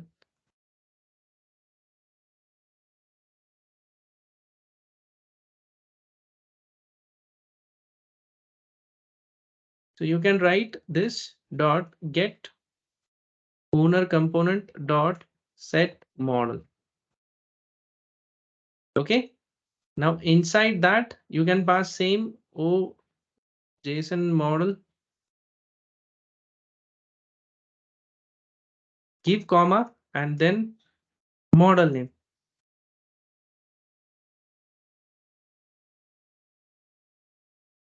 That's it. So this is the difference, guys.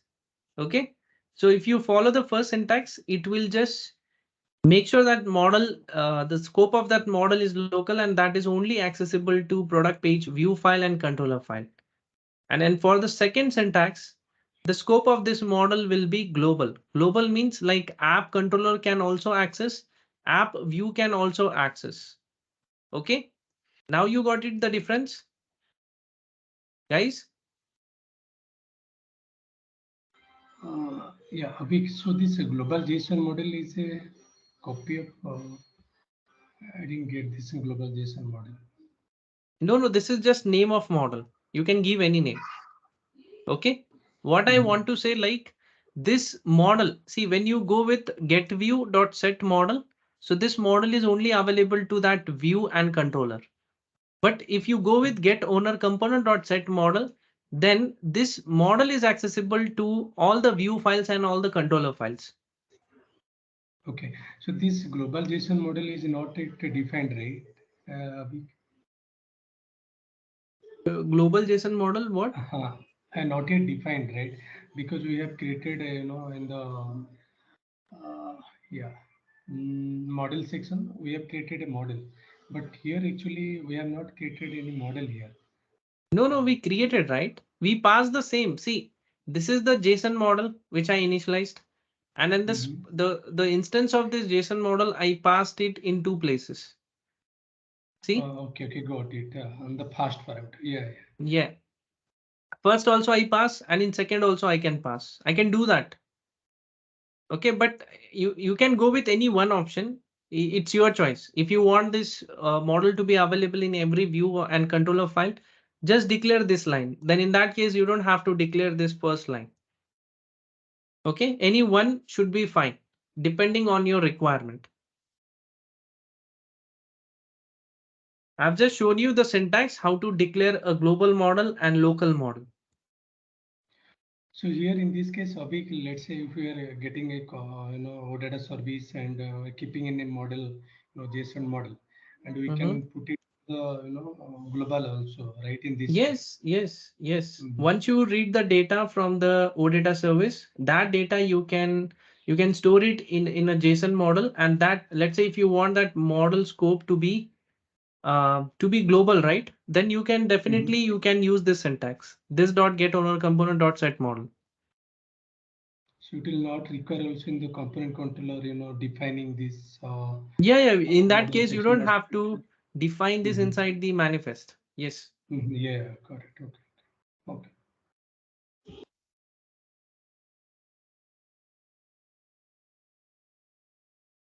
Okay, so 1 second.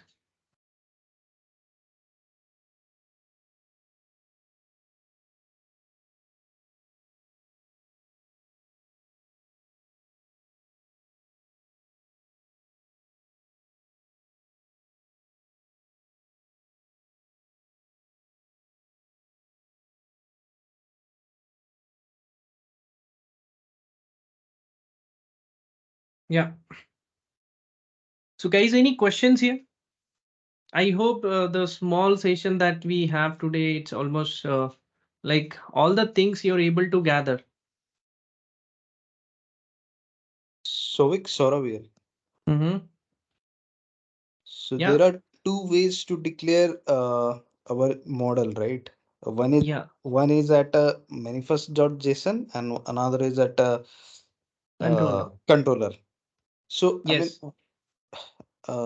what is the recommendation from SAP? I mean, is there any recommendation as such, No, no, or no. does it Both cause are any both performance are issue or something? standards. Both are standards. You can go with any approach. No one will tell you that you have or you followed the bad practice. No one will say that. Okay. Okay. But mostly like, see what happens. I'll tell you one thing. The problem happens if you have a multiple pages. Okay. So there will be one routing and navigation concept. In that, I'm going to cover this. Okay, the problem with the models if you're declaring it inside the controller. Okay, see, let's say there are multiple pages in your app. There are 2 or 3 view files, and when you're running your app, it's opening first view file and you can see the output from the first. But from first, you navigated to the second. Okay, now you're on second screen, not on the first screen. And in second screen also, we need that model information, right? But that model is getting created in your first screen. Remember, your model creation is done on the first screen and same model instance is required on the second screen, right? But as soon as you are in the second screen, so from second screen, you can access the information of first screen. But when you reload the entire app, okay, you're on the second screen by default. And then as soon as after going to the second screen, a user has clicked on the reload option. Still, you are on the second screen, but the model which was created on the first screen, what will happen to that? It will not create, right? Because first it will load second screen, not the first screen. Then in that case, your model will be undefined. Okay, I'll tell you, wait. I think it's confusing. Wait. See, this is the first screen and this is the second screen. Okay. So it is your first screen and it is the second Can we screen. add asynchronous code a week? No, no, no. Everything is asynchronous, but see, if you're loading the second screen directly just by clicking on reload icon of browser, then first second screen will open, not the first screen. We Okay, can explain. because yeah, explicitly. Yeah, explicitly also, like if you don't want this feature, right? You every time if user is clicking on reload, every time he should see the first screen. Yes, that also you can do. But I'm just giving you the scenario about the models. What will happen if you declare a model inside the first screen instead of declaring it inside the manifest? Okay, that is the question which we have here. So when you declare a model here, model declaration is done in first screen.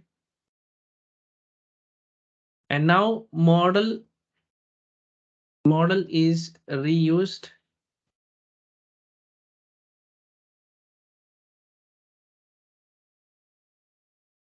okay. So now when user reloads, okay, now let's say you are on the first screen. So from first you navigated to second, right?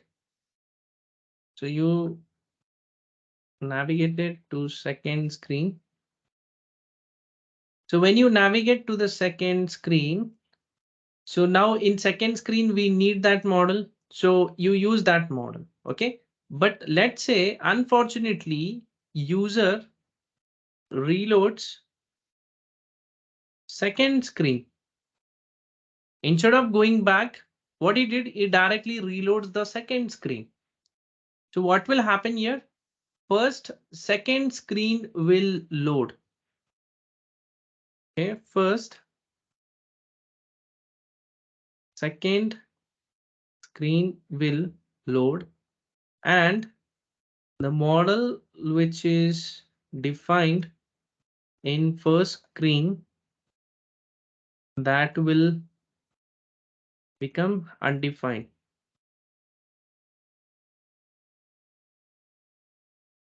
Okay. So the model which is created in the first screen, that will be undefined because that declaration first screen itself is not executed as of now. So in this case, the scope of model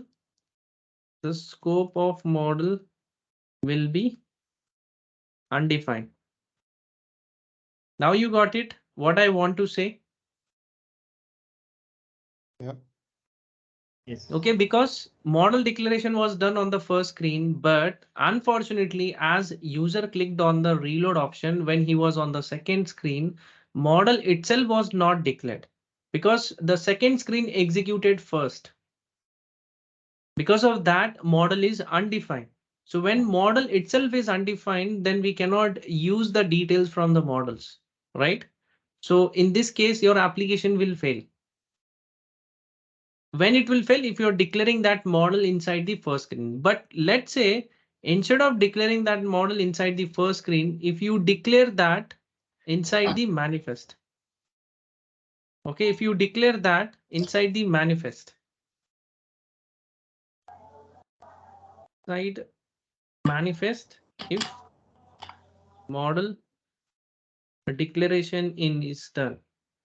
So when model declaration is done inside the manifest, then what will happen? First, no matter in which screen you reload, the first file to be executed is manifest only, right? After that, the remaining view file or controller file will load.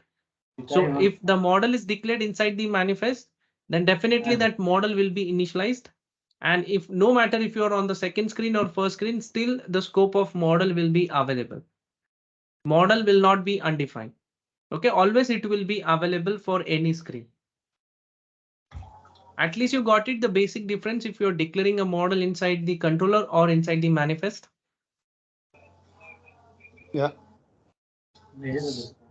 So best practice is to maintain on the manifest, right? Yes, yes. Mostly what I would recommend is that use very less models. Okay, because normally I have seen the apps in that the developers are declaring more than 10 or 15 models. Okay, don't do that. I would suggest go with just declare few models, few JSON model, and I think max one or two OData models are required based on OData service. If there are two different OData services from different data source, then you need two different OData models. That's it. But maximum maximum would be one only almost every time. But in some rare cases, if the data source or if data is coming from two different SAP systems, then there will be two different OData services for that. And then definitely for that two OData services, there will be two OData models. Okay. So for JSON model, I would suggest guys, make sure that you use limited models like one, two, or three, not more than that, and make sure to reuse the existing model instead of creating a new models. Okay, and declare that at the start only inside the manifest so that you can reuse it wherever you need. Okay, or what you can do, or you can declare that models inside the model.js file. Okay, so here also you can declare. See this create device model, this method is called inside the component. Wait, inside the component, if you go, so they're calling this model.models, and inside that, see, they are calling this models.create device model. So just they are calling this method, and whatever the model instance is written, so based out of that, they are creating a device model. This dot set model, see. So when you set any model inside the component, definitely that scope of model is component level. It's not a local model, guys. In component, we should never use keyword called get owner component because already you are inside the component, right? Why you need to get owner component? So inside component, you see, whenever you're writing a code inside component.js file, this dot get owner component we should not write. Okay, this syntax is not correct if you're writing a code inside component.js file, because get owner component means it's the actual component, right, in which we are writing the code. So already we are inside the component file. Why you still want to get owner component? So don't get that, because the scope is already there with you. So just write this dot set model directly. That's why they have written this dot set model.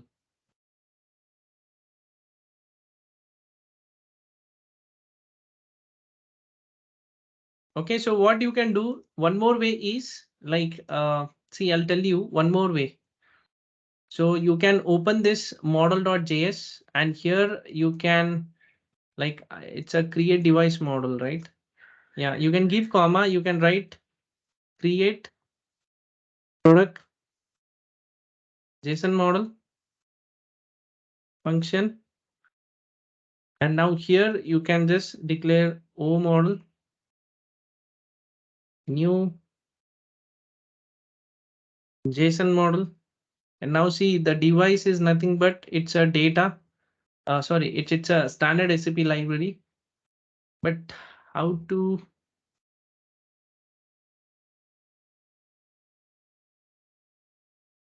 now you can simply return O model. See guys, there is one more way to load the data. So the data which is available, we created the data source, right? But instead of that, you can write one more way. And that way is you can directly specify the path of the file where the data is located. You can write dot slash model slash product dot JSON. That's it. Okay, wait.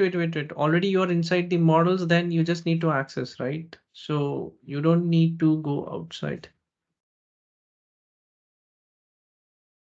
You directly write uh,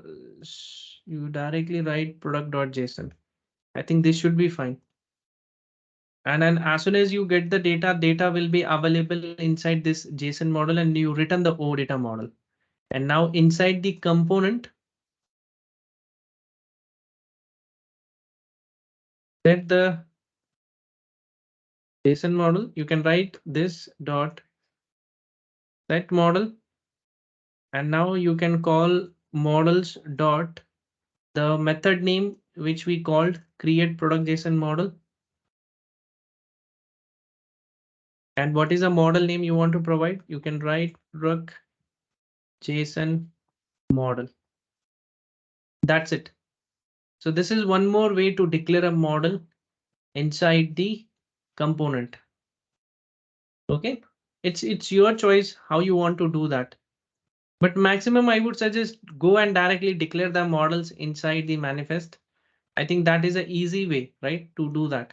Just declare the models inside the manifest. If any local data is there, you can just create a data source on the top. That's it. And later on, you wherever you need, you just call that model using this dot get owner component dot get model. Okay, so just get that model. Definitely you'll get that. So for setting the properties, as I said, so you can use set property method. So I'll add it here.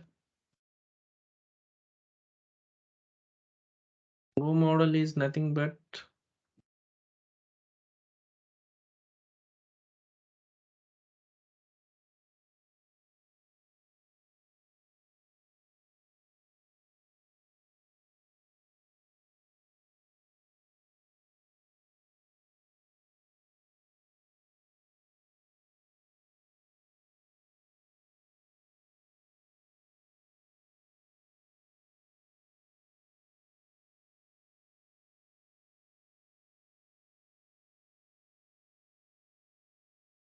can store that.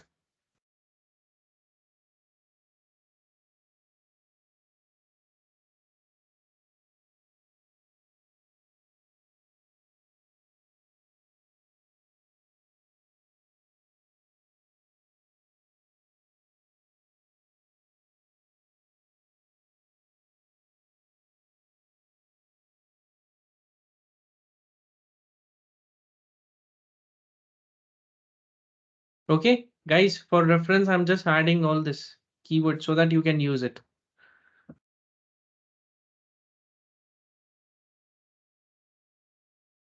Okay, so guys, any questions here? So one more topic, small topic is pending, which I want to cover. I'll give you a short introduction on that. And after that, we can close this call. Okay, so let's talk about the binding modes. Okay, just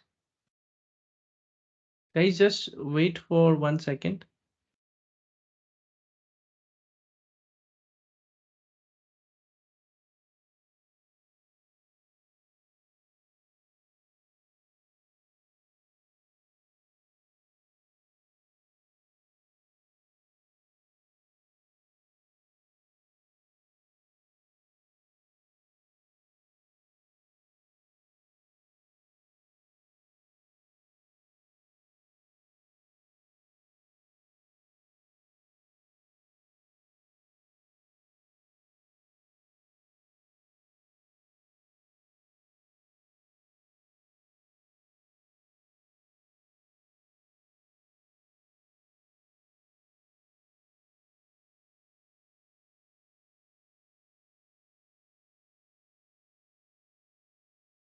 Yeah. So guys, let's talk about the binding modes. So in binding types, only one binding type we covered so far. And what is that binding type? Aggregation binding we covered. So guys, this aggregation binding, you can also do it from the controller. So the binding type which I have shown you, right? This is the aggregation binding, and that aggregation binding we did it on the control on the view. On the view level we did, but on the controller level also you can do the same aggregation binding. So today not I will show that. Tomorrow there is a time at the start of the session I will show you the binding types and binding modes. Okay, and then we have to cover the resource model at the last. So tomorrow, like anyhow, we have to wrap up the basic model concept. So yes, let's talk about the binding modes. So guys, every time the model that you declare, the JSON model, especially I'm talking about the JSON model. JSON model by default, it supports two-way binding modes. So what is the binding mode first of all? Okay, so I'll tell you what is the binding mode. So just please pay the attention here. Anyone knows what is binding modes? If you know this term.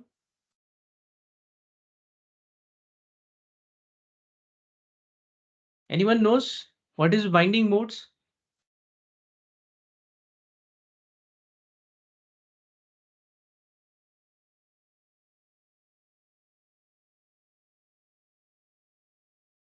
Okay, I so there are guess like three. Yeah. yeah, one way is like only reading the data, and two way is like to send the data. Okay. Let me explain that.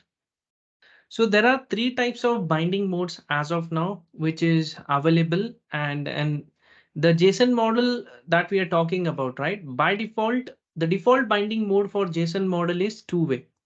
Okay. So default model or default binding mode for JSON model is two-way, but explicitly you can set the mode of a JSON model to one way or one time. That is possible. So which is that method which can help you to set the default binding mode? So method is set default binding mode. So this method will help you to set the default binding mode for JSON model. So now, first of all, let's understand what is a binding mode here. Okay. So what is one way? One way means, okay, one way means, one way means data will flow from model to view. Okay. What is one way? One way means data will flow from model to view, means the data which is available inside the model, that data you can display to the view using data binding. Okay, that is your one way. But what about two way? Two way binding mode means data will flow from model to view and also from view to model. So it's a vice versa. Okay. So the data which is stored inside the model, that data will flow from model to view. And let's say if you're making any changes on the view, again, that data will be stored back to the model. That is your two-way. Okay. So it's a bidirectional, means data will flow from two ways. Okay. Now last is one time. So the binding which is done, it's only the data will flow from model to view only once. After that, if you make any changes in the model, still the data will not be reflected on the view because you kept the default binding mode as one time. Okay, so in real time scenario, I'll give you one example. So as of now, okay, guys, let's understand. As of now, the model that we created, let me comment this piece of code that we added so far. Yeah, let it be.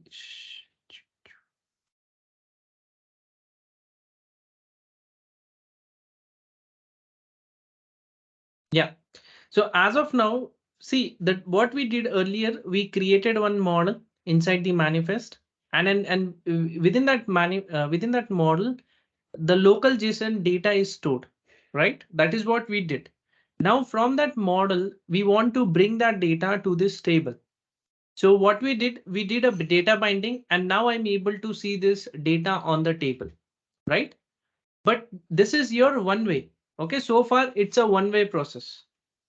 So if the binding mode is one way, definitely your data will flow from model to view. And that is already working here. Okay, I'm able to see the data. But what is the purpose of two data here? Two-way here. Two-way binding mode means now if I'm making any changes here, okay, if I make any change in this field or any data which is binded on the view, so that same data again it will be stored back to the model. So that is your two-way. Okay, internally what it will do, it will trigger a update and it will trigger the model data internally. So that is a main purpose of two-way here. So mostly where we use two ways to get the data from any input fields. Okay, so I'll give you one example. Wait. So let me change back. So we use a couple of text fields, right? Instead of that, I'll just use input.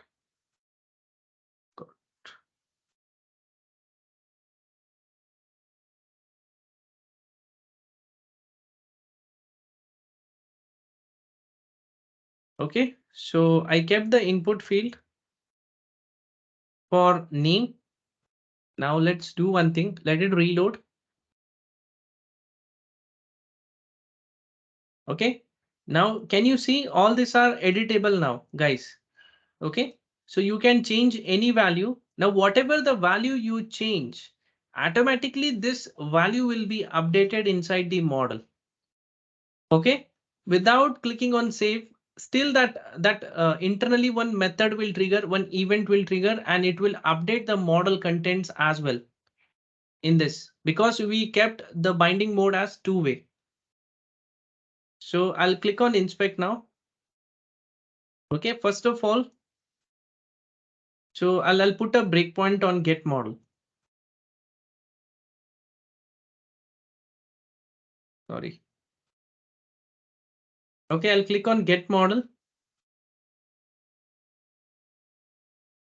Now o model dot get data I'll write.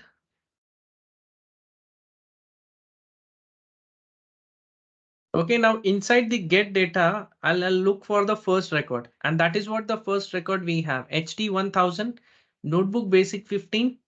Okay, that is the first record, right? So I'm going to make a change for the first record in the name property. So name property has notebook basic 15, right?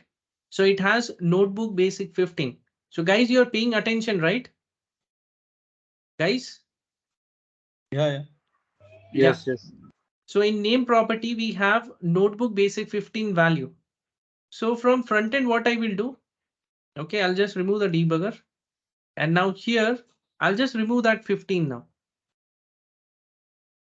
Okay, that's it. And now again, I'll get the model. Okay, now if I get the data for the first record, so what is the name we have here? Is it updated inside the model? Yes. See how this is possible? This is possible only with the help of two-way binding mode. So whatever you make changes on the front end side, especially on the view, that same data or that same change will be carried to the model and that changes will be done inside the model. So that is your two-way binding mode. Okay. So the contents will flow from two ways, either from model to view or from view to model. And this two-way binding mode is very helpful, like in mostly in case of creation of new records. Okay, guys, at least you get it. The difference between the one way and two way. One way, see, if the default binding mode is one way, then if you're making any changes on this view, okay, if you're making any changes on this view, it won't reflect back to the model because the default binding mode is one way. Okay, see if so, I'll add one path here. So now let's add explicitly how to add a binding mode here. So this is the path which I added. Now give comma, you can add a mode property. So mode in within a mode, you can add a binding mode. So you can search for binding mode here. Okay, so there are different binding modes. See, default, one time, one way, and two way. Okay, so now let's say I want to set it as a one way. So this is a default binding mode. Just pass it. So guys, whenever you want to add a more information to the binding syntax, the path that we provided, right? It has to be it has to be assigned to the path property. Path and mode are standard properties of the binding. Okay, now I made this binding mode as one way explicitly. Now let's see how it goes.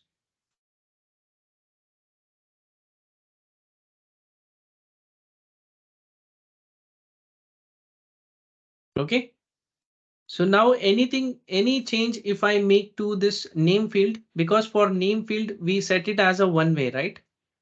So when we set this as a one way, then definitely if we make any change on the front end or on the view spatially, it won't update the model data.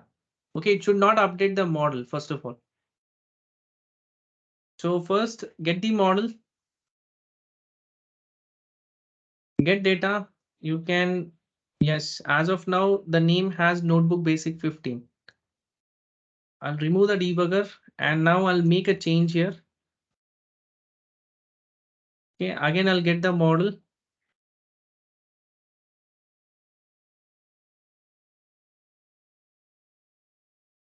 Now, can you see the data as it is? Guys? Yes, Abhi. Okay.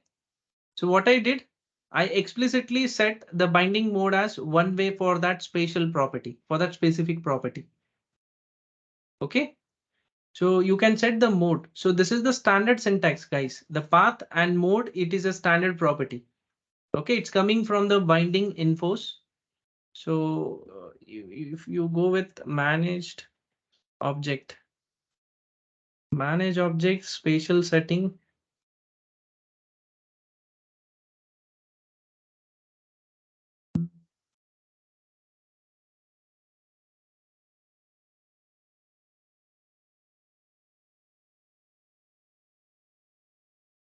It's a part of manage object. Let me check this properly. I'll show you this.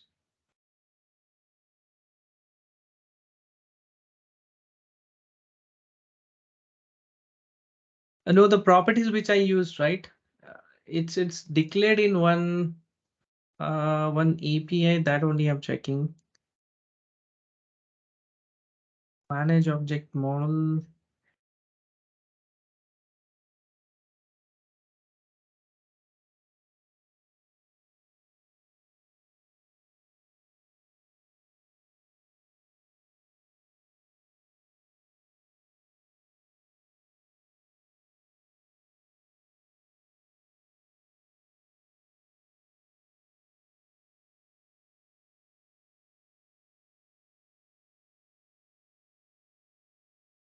Okay, I'll check that, guys, and I'll let you know, okay, where we can get all those details. But under inside the manage object only that setting is there. That's why by default it's coming from this, the path mode, it is all part of manage object. Okay, this syntax, like see, apart from path mode, you can add a formatter. A formatter is also a standard keyword. Formatter you can add. You can add parts. So all these are different properties that you can use. You can use within this binding syntax. I think mostly we use path, mode, formatter, and parts.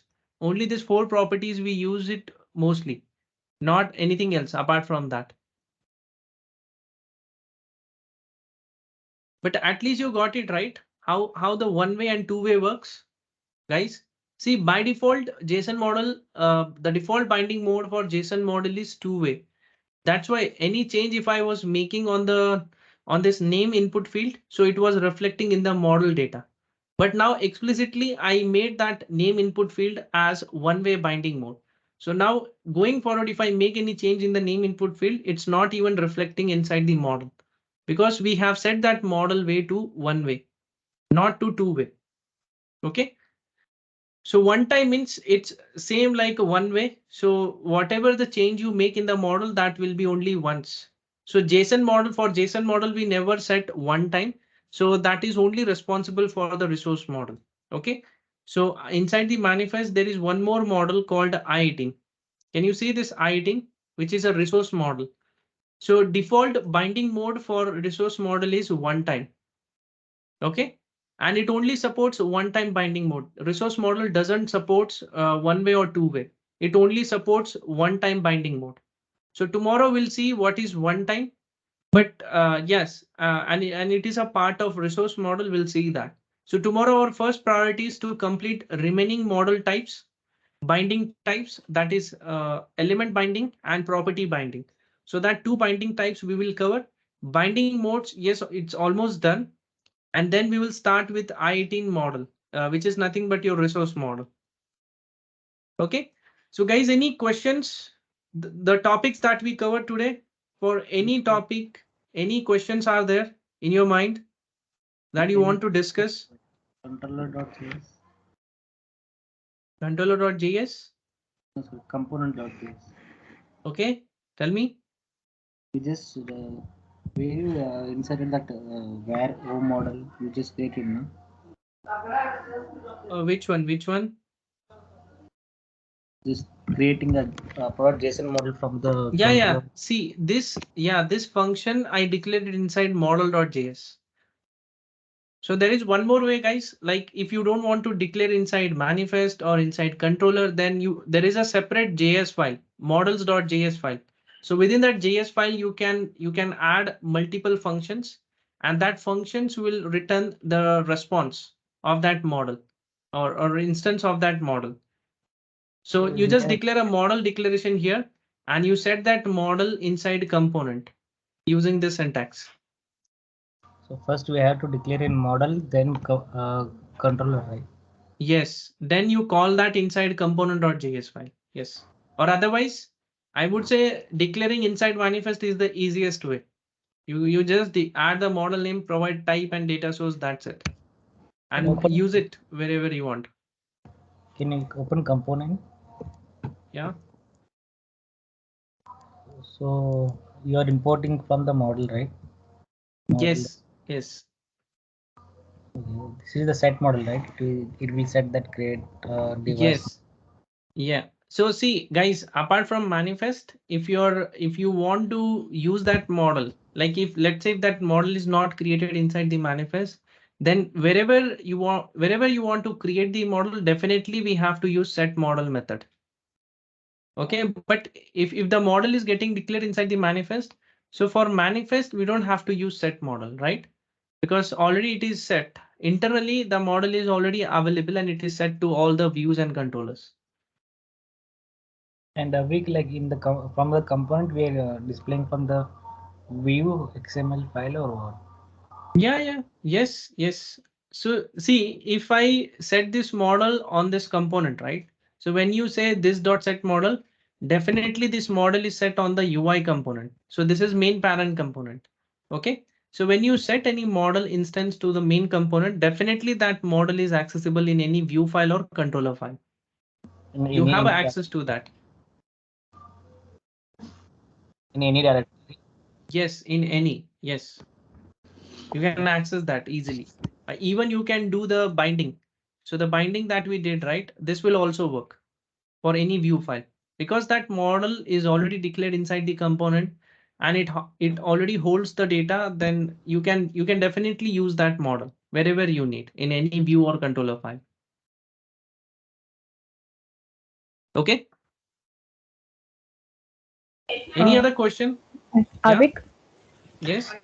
declaring the model in component and model JS is like a global or else only for that view? It's a global. It's a global, Declaring a just like in model. manifest. Okay. Yes, declaring a model inside the component and even inside the model.js, right? Okay. Or in manifest means the model, if it is getting declared inside the manifest or inside the component, both are global models. Okay. Okay, that is a default. But when you declare it inside using a controller, then you have an option to choose like whether you want to set this model on the view level or on the component level. Component. Okay. Okay, so that code I've already added here. This one we can use for that. Okay, so guys, you can also you can load the data. See, instead of creating the data source within a manifest, you can also load the data directly from the controller. Okay, just specify here dot slash model slash product dot JSON. That's it.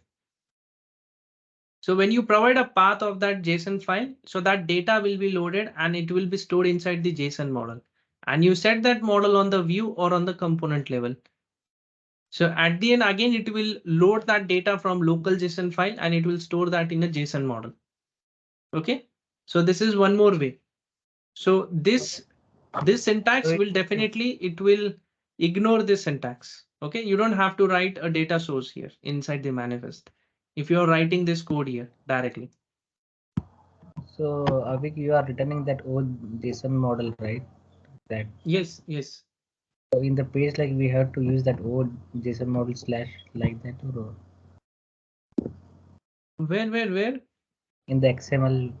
Yeah, in XML, see, now the model to which I'm passing is local JSON model and global JSON model. So like if you want to use this, then only model name will change, right? That model will be that thing, right? Yes. See, now this model is referring to local JSON model and even global JSON model because we pass the same instance to both the models, right? So both the models will have the same data. So even you can go ahead, you can use local JSON model or global JSON model. See, I'll just copy this local JSON model and wherever this file is there, local, I'll just replace that with all. So now local JSON model is replaced. Now let's see the output. Now it should read the data from local JSON model. See?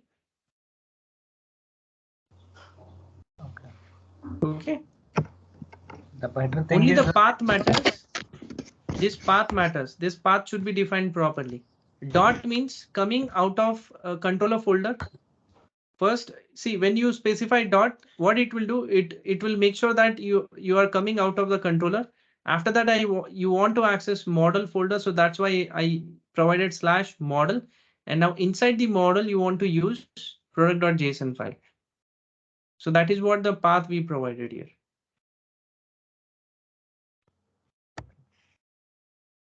Any other question, guys?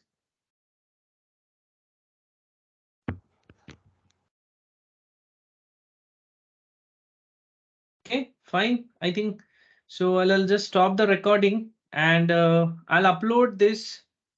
Uh, what I will do, I'll upload this source code as well as there is a document which I created, okay, earlier.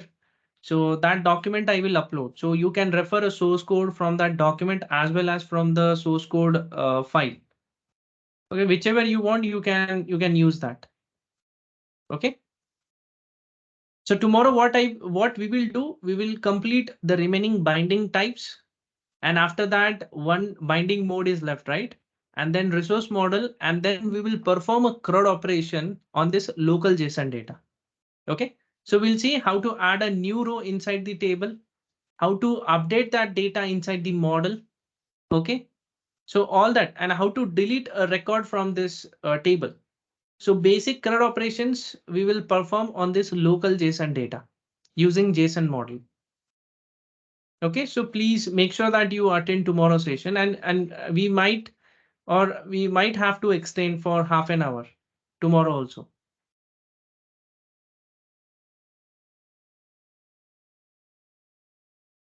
Okay, so guys, yeah, let me 1 second, just let me uh, delete and let me export the project for you so that you can refer the source code from this.